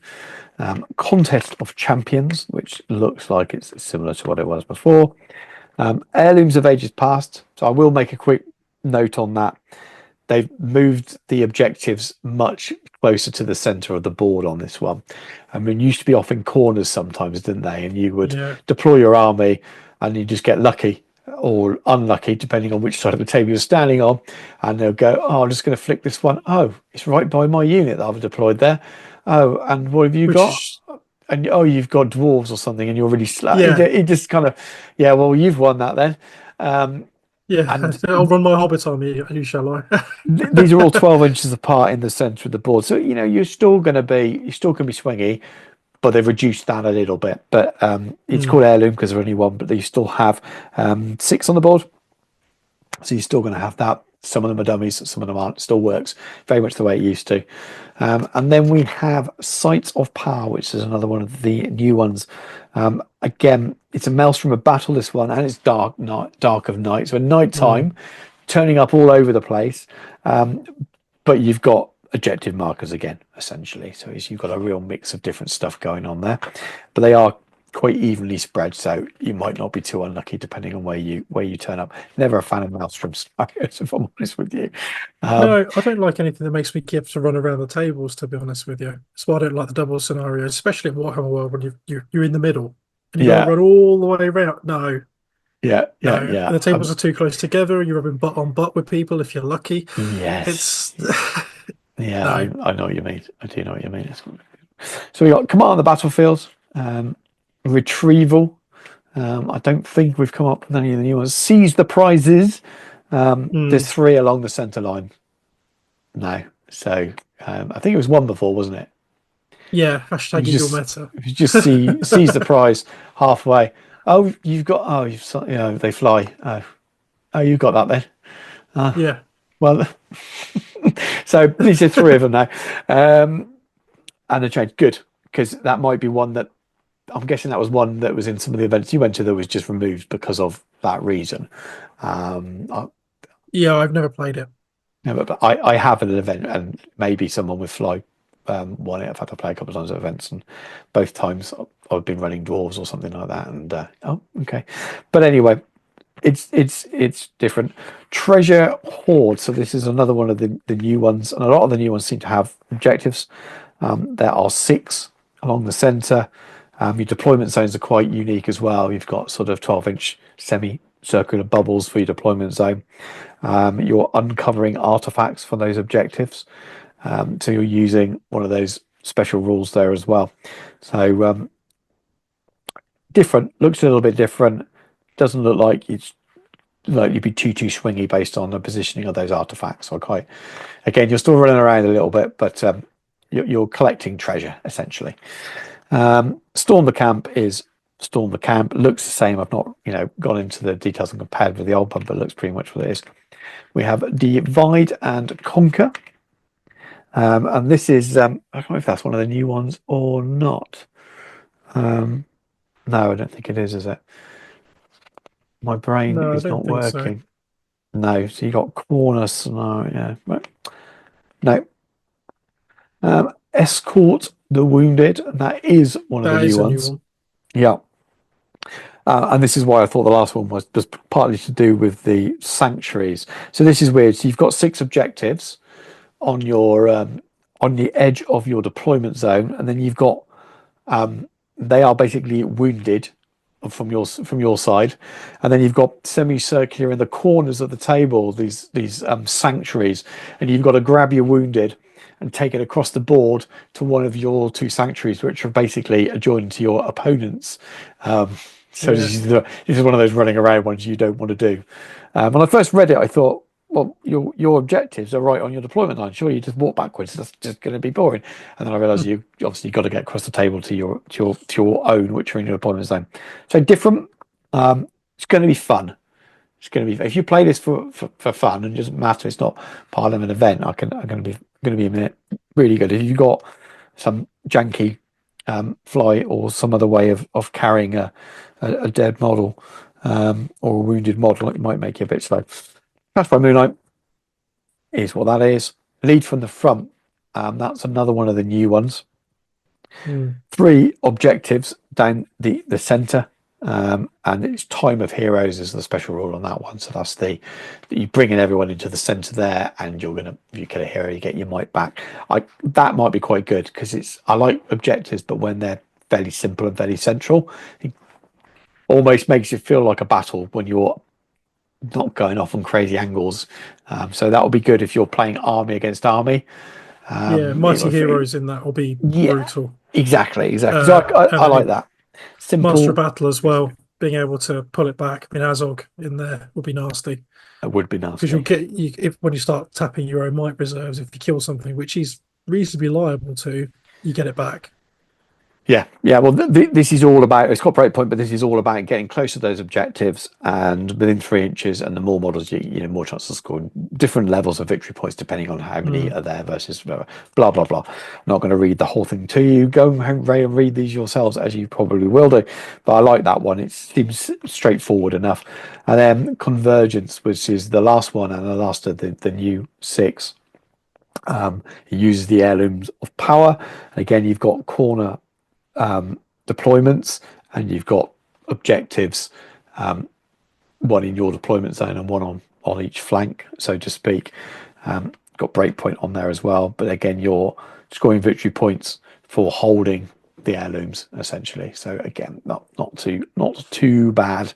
Look, because of the way you're deploying, you shouldn't have too much of an advantage over the other side. If this was a maelstrom battle with it as well, that's when you start getting unlucky and it changes the balance of the game earlier on. And the way they've split those into those pools, if maelstrom isn't your thing, you can just leave a pool out, can't you, and be done with it. Doubles events, they look identical. I'm sure there's the odd word change here or there. The names are all the same. The maps look the same. As I said, I'm not checking line for line, but they look the same as they were, and there's probably no need to change them. But yeah, they are all there. Campaign events, again, looks very similar to before. It almost could be the same pages redone. Map looks identical as well. There might be changes. If there are, you can spot them. Let us know in the comments. I mean, doubles would be to 20 VPs rather than 12, won't it? But apart from that, I think they're all identical. And then we've got team events, which is a new section. And it's nice to see that Games Workshop is, and I know the guys behind this go and play in these events, so that's partly it, but it's nice to see that recognition of what the community's been doing for years. It started with 40k and Warhammer Fantasy when it was ETC, but these team-based events when you do your matchups between your different players, they're very big. You've got the World Team Champions now, you've got a couple of different versions, there's the Worlds, there's loads of stuff and lots of different game systems. Do Warhammer World from MESBG? I don't know if they do. They definitely do for Age of Sigmar and 40k though. 100% they do those. Yeah. Well, maybe that's something will come along in the future. It's kicking off for work for Old World now as an independent scene thing, but I can see it working really well for Middle-earth if they did do it. But anyway, there's a few pages on it. You've got it kind of explains what they are. You've got 4 pages. Nominating team captain, talks about how you do good and evil and armies, rankings, how you do your pairing system. It gives you some examples, and it's good. So if you've never come across it before, it gives you a fun idea of another way of playing the game. Then you've got your additional rules like major minor victory, switching, tiebreakers, escalation, seek objectives, that kind of thing, which we saw in the previous thing before, and those extra additional rules at the back. And then there is this kind of model showcase. Dave Kinston's Axel Hunters. When I first got the book, I said, did they forget to put him in the other book? And that's what they put in. But you quite rightly said you thought it was just a way of providing an example list and how it might be split out and pointed up for a match play thing. And I guess if you picked it up before and you'd only been playing casually and you'd never been to an event, and that's why you've picked this up, it might give you an idea about how to write your list, what it should look like, what kind of detail have, and that kind of thing, which is it's just right. And that's the end of that one as well. Any overriding thoughts on it? It's good they've done it. I have to admit, I was less excited about it purely because of where I am in the hobby at the moment. I'm not really doing a huge amount of MESBG at the moment, and even if what I am doing is more for my own joy rather than towards events or any of that kind of thing, although I would like to get Merzog's Legion painted, admittedly the former book unaffected, but this one, I mean, I'll pick them up. By this point, I probably bought them by the time anyone will be watching this. Like I've done with everything else, of course I'm going to buy it. However, utility out of either at the moment, minimal. But I know how good it'll be for the community for them to be here, and they've done a good job from what I can see. I mean, there may be more astute minds than mine who can pick it full of holes. Well, I don't say may, there will be. Of course there will be. But I think there's enough people out there like us who aren't doing a huge amount. They're very casual about it. It's good for everyone. Anything that's giving additional resources to the community, more profiles, more ways of playing. Yeah, all good. Yeah, I think it's obviously a bigger book. Just by looking at it and looking at the page number, it's a bigger book. But I think it's packed full of resource there.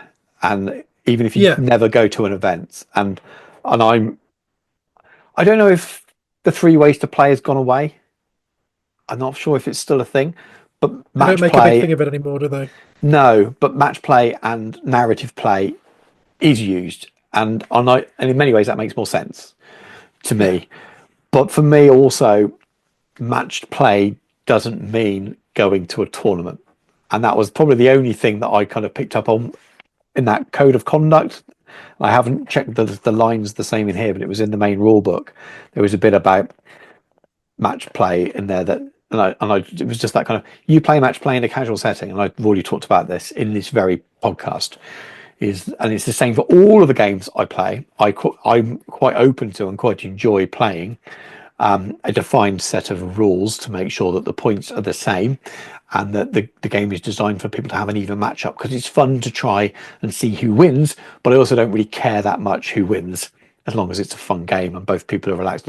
So again, that idea of casual match play, and I think that's really important, because I think that that is the way the majority of club games are. If we're on, I love narrative games. The reality is most people aren't going to their club, arranging a game on a WhatsApp group or a Facebook group and playing a game of Warhammer, of Old World, playing a game of Middle-earth or 40k, and playing a narrative game. Most people are playing points to matched games, and that's what match play is. So when you have a book like this, they just gives a little bit of guidance of ways you can play. Then I think that that's a good thing, because it regulates that a little bit. It's less likely that you're going to come up against someone that just brings a particular list build to steamroller, and give you an unbalanced and unfair and unfun game, especially if you when you arrange your game, you can cross off, say, let's not do anything from pool 6 or something like that, but should we pick from pool, even if you say pool 3 or pool 4, but we'll roll that on the day. It means you're not list tailoring as well the same way, and I think it just makes, in my opinion, playing casually match play games at a club or something better, or even in your carriage. You can say, let's roll them up, and I think that ethos could run into other games and things as well. But so I think it's brilliant for that, and I'm glad it's been modernized and refreshed for the new edition.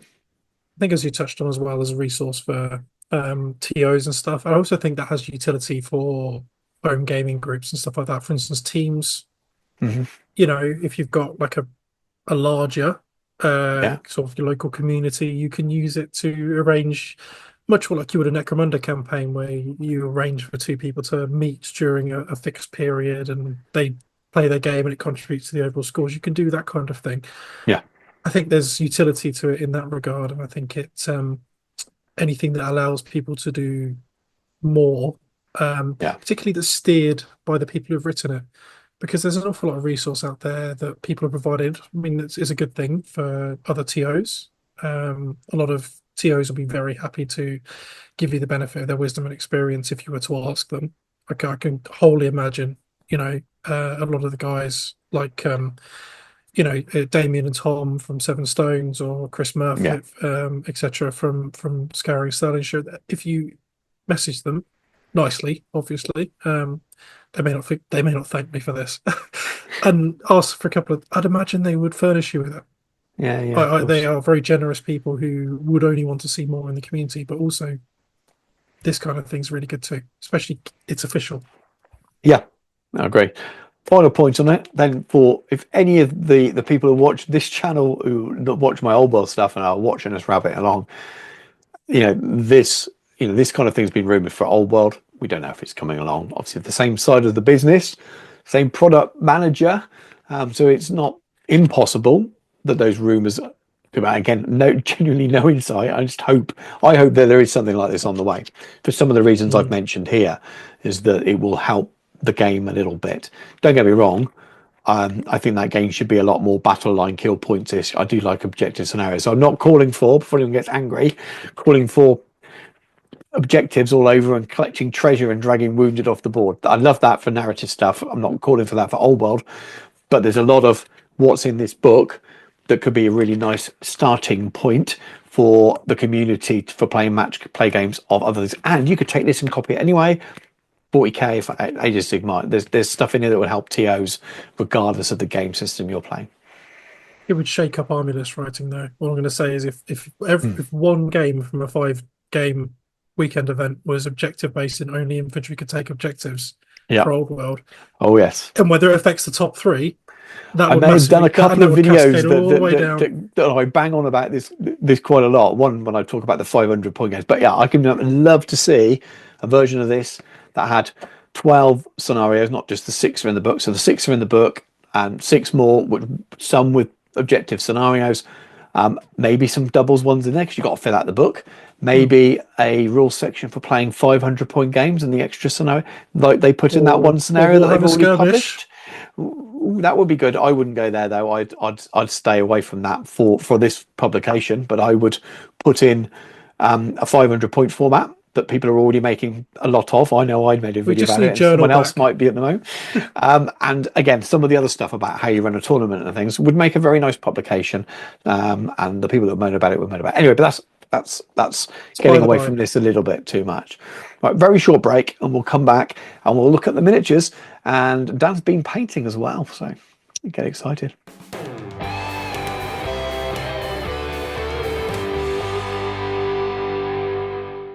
Right then, well, we were also really lucky to be sent lots of miniatures, and it's exciting to a little peek behind the curtain. I don't know what's happening. They don't ring me and say, would you like this?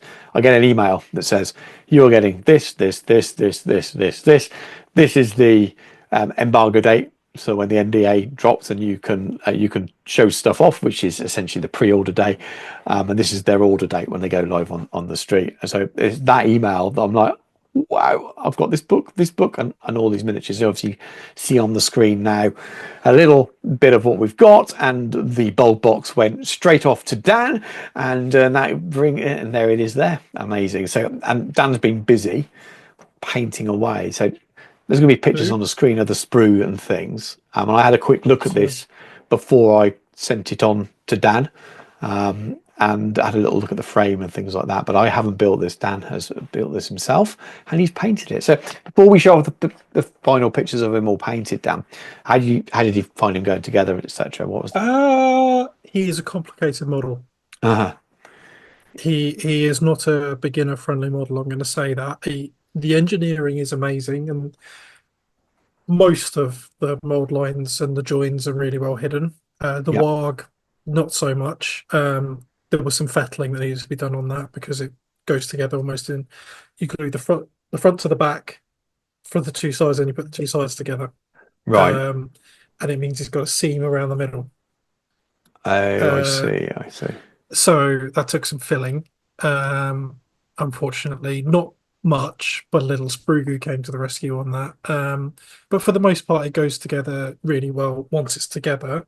But there are some parts, particularly the one on foot, to do with the way that his shoulders, sort of neck and torso go together, and then some of the parts of the way the mounted one goes together with it, the way his arm meets the warg. You can place him on it precariously. Right. He will sit. He's not magnetizable in the way that Gothmog was. I will go straight out and say that. His body's hollow. I mean, you can fill it full of green stuff and put a magnet in it. Yeah. But the problem is that there's no cavity inside the warg. Not been one designed. Right. Yeah, it's you can do it, but it's not out the kit to do it like Gothmog was. Gothmog clearly has intent. And I've glued this, to be honest. So another warg might be needed. Yeah. Not too fast. But you know, in terms of, but at least he's not engineered with the warg, like a part of the saddle, his legs joined to his butt or something like that. Yeah, you no, can the whole leave model him can come removable. off. I imagine a lot of people would. How loose would he be if you'll find people just blue tack him on, won't you? That often the way it goes. He sits pretty snug. That's often the way. We often make this hobby far more complicated than it needs to. I've found that recently, that I've been dialing back some of the complicated layers of stuff that I've done. I mean, without diverging too far, but I think it's semi-relevant, is when we started painting Heresy years ago, everything was every sub-assembly possible, masking everything under the sun, and then taking forever putting it back together, and then you're worried about, because you've painted it, you need to super glue everything, and now it's kind of, actually I'm just going to stick them together, and by painting them in as big a piece as you can helps with the lighting, and all those other things that come into it. And then quite often now I don't even mask, because the amount of time it takes to mask something, I can be neat with an airbrush and then just touch up, and that's quicker than masking. Don't get me wrong, I still do all of those things, but I've definitely changed my outlook of must break everything down, and I'd be very tempted to, does this fit on well enough without even magnetizing? Moving away from power armor helps with that, and I still leave stuff off the base. I always paint off the base. For example, Old World, but that's on that, and then I've got I tend to paint more on the base now. That tends to be my way. So even that I save time on now. But I'd be first, if it was me, I'd be dry fitting it with it mostly made and thinking, right, am I drilling in and putting a magnet in his bum and filling him, or is he tight enough to slip on and off? My concern, if I were to magnetize, would be what to stick into for transport. Yeah. So I don't use phone cases. By the by, I glued him on. So that resolved that issue. And to be fair, I will be utilising and making use of him in my Gundam army. So perfect. It was a consideration. I'm glad to have been able to send him over to you, because they sent me too much to paint now, and it's and I don't need him at all. So it's nice that you'll get use for him. And again, you've painted your miniature completion before I painted any of the other stuff they sent me. So I'm going to be putting up some pictures of him painted now, but let's talk us through how you found him to paint. I forgot how small Middle-earth miniatures are. After painting predominantly Age of Sigmar Chaos Warriors, they are chunky. However long, they're a lot bigger. The eyes and stuff on him, and the teeth are tiny, which I did paint. He is, and he is a big boy, even for Middle-earth standards, because he's bulk, he's pretty big, and he's on a warg and all that kind of stuff, and he's still smaller than the Chaos Warriors I've been painting recently. So that was an interesting learning curve again. But no, I enjoyed painting it. Painted it quite quickly. I think I was sending you work in progress. Most of it got done within the space of 2-3 days, on and off. I applied some, the same practices I've used before. I got out one of my Gundabad testers, pretty much looks the same. I've tightened up my base in game since, so I have to rebase the model I've done. But yeah, he's a joy to paint. There are some small details. There's like a ridge line on his mace or his pick, whichever way you want to look at it. One thing I did notice, though, obviously his pick in the movie has a spike on the pommel, I suppose, because he uses it to kill off Keeley, doesn't he? Not on the model. Oh, interesting. Yeah, I didn't. It's it's a nice sculpt, but there's no stabby bit. You can leave the bow on and off because of the way it fixes. It's a bit small to magnetize. Right. So I wouldn't possibly look at that. But there's a piece of his back armor, and it just glues onto that really nicely, which is kind of cool. Nice. I did glue it on before I painted it. That was a mistake. Getting around and doing some of the flesh, and then having to be really careful because I painted quite pale. But yeah, for the most part, nice, easy paint. The details are really crisp.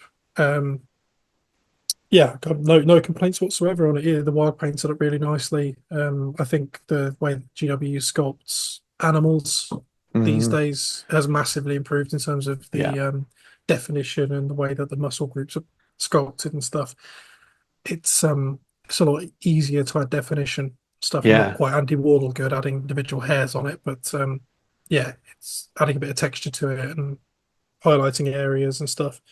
I mean, if you just shade and dry brushing, it'll take detail really nicely. If you want to put a bit more effort into it, or you want to paint up at a more competition level, it's definitely got the scope for it. Yeah, it's a beautiful looking model. I think I still slightly prefer Gothmog. I think Gothmog's still my favourite of the more recent plastic sculpts, but he is a very close second. Yeah, well, it's nice to see the update, isn't it? And they're slowly, the original Capless one. Slowly going through and improving some of those, and it gets me excited about what we might see in the future. We definitely know there are some really big named characters from that fellowship that could do with this treatment, and I'm sure it'll happen at some point, even if it's what not it will yet. do for Plastic Elisar. Yeah, Plastic and Boromir as well. Yeah, multi-kit. You could Yeah, possibly do that. That'd be pretty cool. with his flag, etc. So those two I'd absolutely love to see. But anyway, maybe in the future. We'll move on to the next ones then. Now this one is I haven't even built them, and I don't want to build stuff until I know I'm going to at least have it in the painting queue in a relatively short period of time. But this is Prince Imrahil of Dol Amroth, that beautiful new miniature in plastic as well.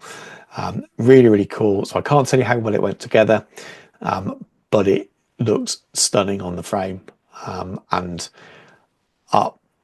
it's tempting. It's calling me to paint him. So it will be there. I've got a huge list of people are well aware. Most of the time watching this channel, I do a lot of painting videos, but then I do cover a lot of game systems, and 50% of the videos I do are Warhammer the Old World. And there's a huge queue, a massive queue, even just stuff that Games Workshop, that sounds really big-headed, but the stuff they've sent me now that I've added onto this, including some Old World wizards and certain mounted general on a horse that I want to paint and make a video about it.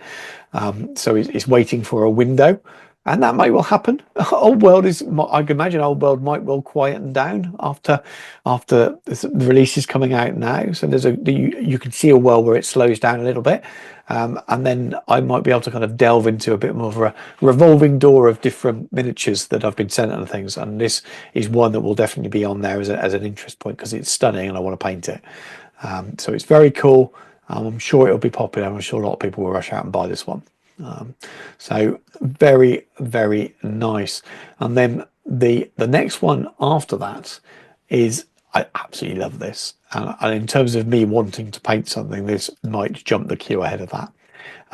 The Hera, the daughter of Helm. Cool model. I really love this miniature from the moment they showed the original pictures from it. You gonna cloak or no cloak? I don't know. I really don't know. Probably. I don't know. I'm looking at both pictures of the box art of it now, and I really don't know. And again, this is one I haven't built yet. Definitely will be building this one. This will be one that's used in the forces I've got as yet unpainted. Again, time thing, bandwidth. But yeah, cloak. I'm leaning towards cloak, I think. But yeah, I think I'd get cloak as sure. well. Not 100% sure. It's very hard. I just think it finishes the miniature that little bit better. I also, and we talked about this on the review thing, talking about the film. I love the miniatures, but the studio, not the Games Workshop studio, the Weta design of those, they look a bit manga-esque with their almost superhero modern-esque with their uniforms. You could also almost put a blaster in her hand and fit her into Star Wars. And I think the cloak helps that no end. And I say all that, loving the miniature as something to paint. But there's a little bit of it that you think that's not the Rohan that we're used to, if that makes sense. And I think that's fair enough to say. Lots of people have commented on it that way. So I think for me, the cape tends to make it feel a little bit more low fantasy than the rest of the clothing. But I think really, I'd be tempted to go off piste on the colours as well. I think not I'd go paint white. her in a more traditional Rohan palette. I think it'd be cooler. You could keep the colours but change the tonal values, I suppose, and make that white more of a sort of a yellowish tones, as if it was made out of fabrics that are more likely to be found at that time. And again, make that blue a little bit more desaturated, and work on textures with woven patterns and things, so it looks like a blue wool rather than something quite as fine. So yeah, I could see that, and that might be something I play around with, but pretty cool. One that was just didn't even see coming really until it was sort of listed on that email and in the box, but the Corsairs Umbar Ballista. Just kind of so cool. Really, I just wasn't expecting that at all. Again, not built, and there's no pretty picture on the box of that one, but you can see the actual resin pieces. And I haven't tried to put it together. It's gutting as well, and it only makes the Warriors look even more awful. Yeah, I don't, because they're plastics. I can kind of get past those. It it does make you think. Well, make me think it would be fun to go just piratey themed Umbar Force. Like we talked about earlier, we talked about the book. Would it be fun to do? Go almost piratey? Maybe. It is cool. It is cool, and painting those flowing robes and things, I imagine would be quite pleasing. I've been scout. I think if I could do it, I could possibly convert an entire army out to Dragon Cult acolytes, but that would get very expensive. Yeah, it really would, wouldn't it? Yeah, give them all cutlasses and stuff, and you'd have to change the really, heads. really, really want that army down, I think. And I'd love to paint a Corsair Umbar army that was nice, yeah, but 2 ballistas and 1 resin character you does not you allow me never make. know, because it does feel a little bit scattergun, and I know there must be a plan, but it does feel at times, and there's no shade thrown to the team doing it, but it does feel a little bit sometimes, wow, this is amazing, but why did this come out of the planning meeting as the one we're going to do? Sometimes it just makes me feel. Well, yeah, I mean, the catapult troll. It makes them happy. The plastic. Why? Plastic Imrahill, amazing, but I've not heard anyone calling for that. People are calling, like we mentioned, that the Aragorn or something, and so maybe those things are on the way. But yeah, I'm not unhappy. I'm not. I really don't have a lot of time for the why have they done this comment? Blah blah blah. That's not what I'm getting at. I'm just more kind of pleasantly surprised at the miniatures, but also, yeah, wow, that's not what I would have guessed. It's not what I've potentially gone for.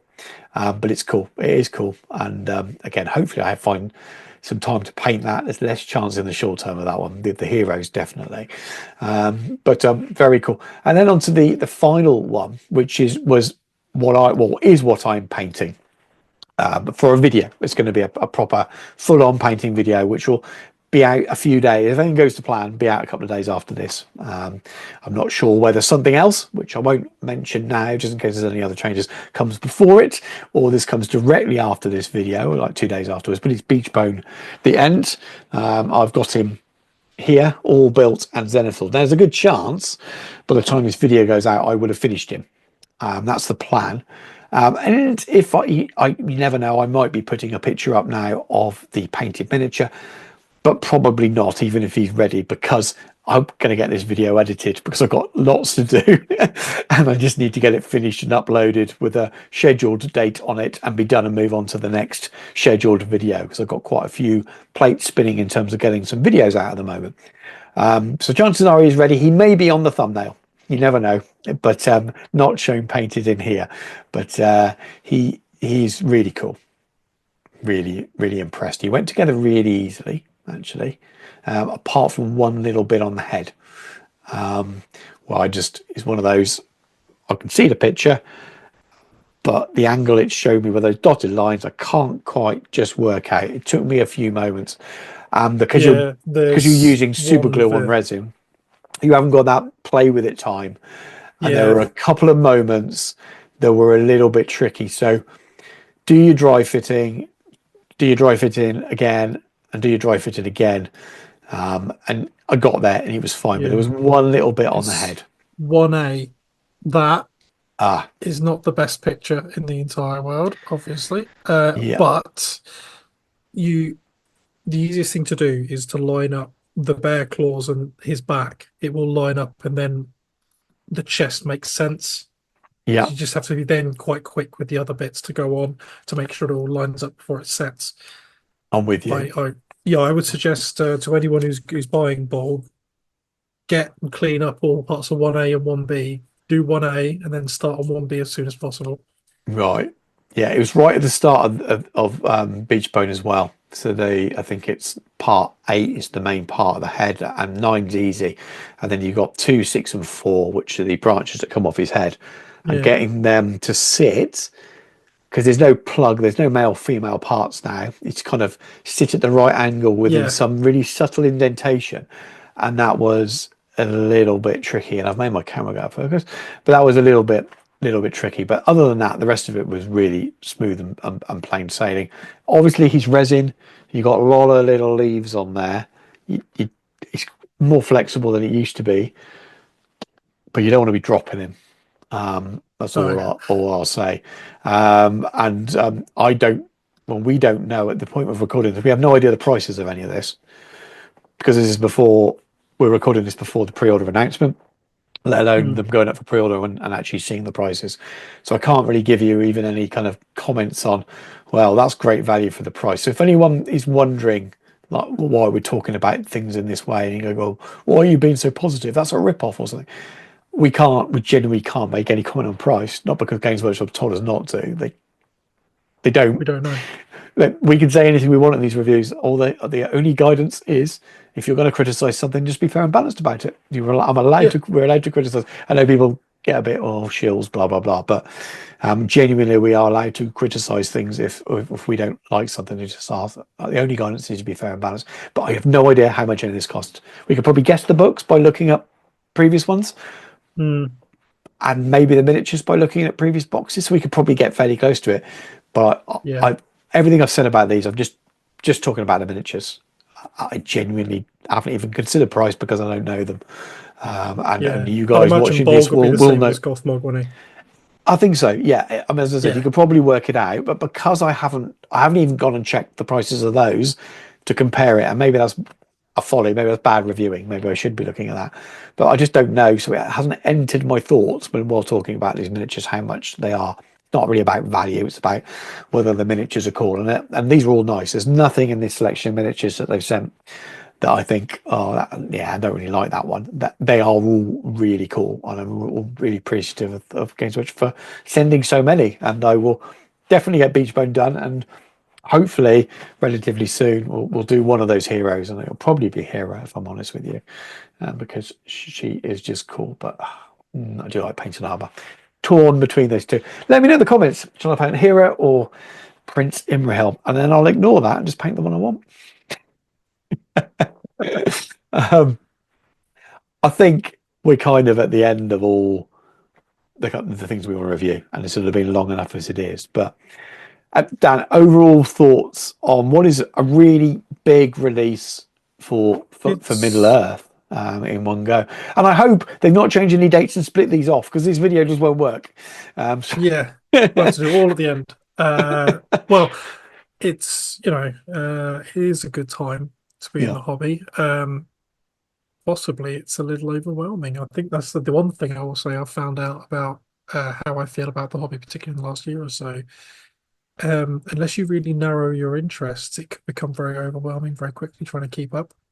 Their release schedule certainly massively gone up, but it's all good stuff. All of it seems to be as sensitively as possibly can be done. Obviously there's always going to be that trade-off again.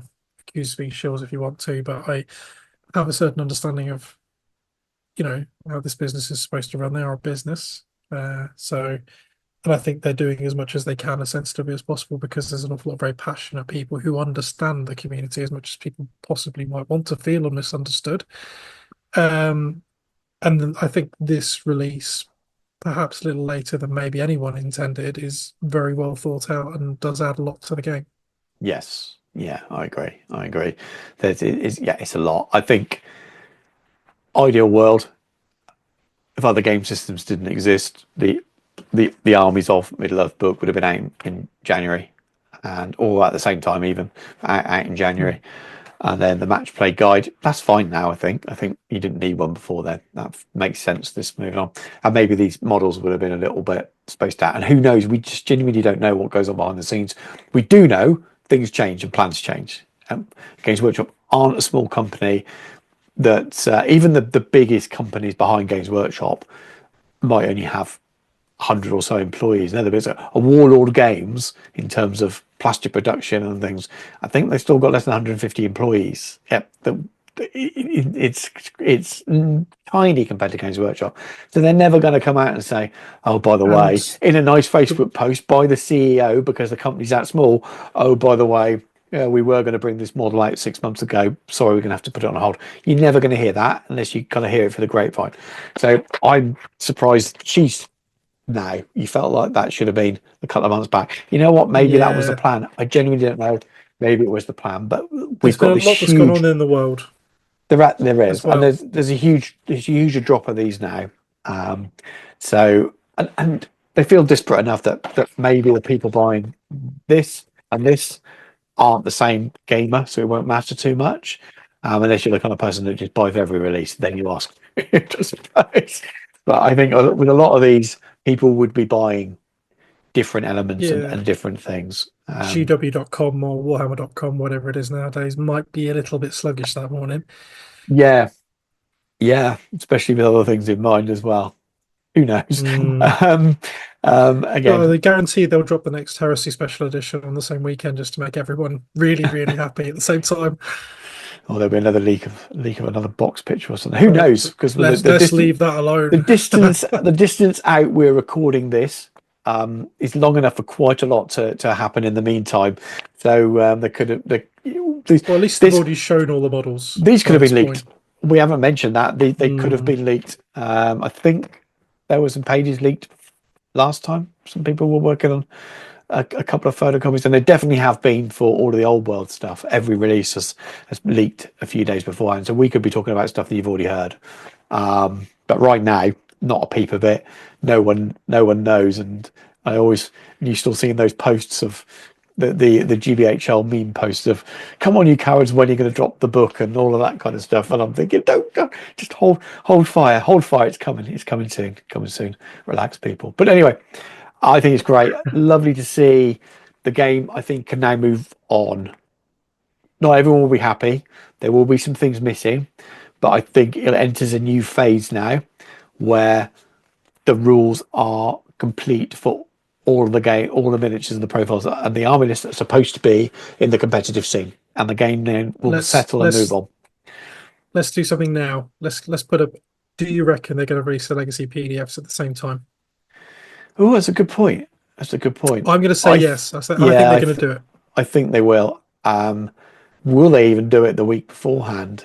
Within that week when they start teasing, they could put them out, and then people will go, "Oh, it doesn't make sense to me," because people will know what's not in the book. Yeah. But I think they'll drop them all onto community the same day, on the release or the Monday afterwards, or something like that. So maybe by the time you're watching this, depending how my weekend goes that week with other videos, but we will see. I think that's it now. It's going to be. I haven't been keeping track of this. I think 2 hours, we are comfortably over 2 hours. There are going to be some edits compared to what people are seeing based on what we've done, but it's going to be a big old chunky show. So thank you for sticking with us. Maybe you've watched it in segments, and it's a different kind of show because we're talking, and I've inserted little bits of video here and there, and pictures of the pages and me flicking through. So hopefully it's a bit more visual than a normal show. It's not a podcast really today. We were joint reviewing all this stuff while being a few miles apart with the aid of Zoom. Not sponsored. But anyway, Dan, have you got anything you want to say before we shut down the show? Thanks everyone for keeping the faith, and to those people who have been nice enough to ask when we're next doing something. Here you are, particularly for the Middle-earth people. I know we're not necessarily serving quite as well as we used to. Yeah. And also, cheers to G-Dub for sending us some cool stuff, and it's meant that I've got to paint something I really wanted to paint early. Yeah, absolutely. Thank you very much for sending all this stuff. It's so cool to get an early look at it and get excited about it, and bring videos like this out. All the usual YouTube stuff. So do check out all the links in the video description. Check out the show sponsors, or the channel sponsor, Counterattack Bases. Check out my Patreon. It's a really brilliant way of supporting me. But check out, there's affiliate links and things like that as well for some dry brushes and some air brushes and things. So do go and check all those out. They really help. Like the video, please. It really helps if you watch this far. You're mad if you hated this. if you're here now watching this, you're mad if you hated it. So do give us a like, and give us a comment, even if it's just a smiley face, because it actually really helps the way the algorithm works to get more people to see this, especially as it's going to be really long form. Sometimes they can get hidden away from people's home screens and things a bit. And if you haven't already subscribed to the channel, go and do so already. There will be more Middle-earth stuff. It's not as fast and as heavy as some of the other games I cover, but I technically will cover any miniature war game that I'm interested in. So there's a wide scope there, and loads of other stuff as well. So do go and check this out. But thank you very much for watching. Take care, and we'll catch you soon.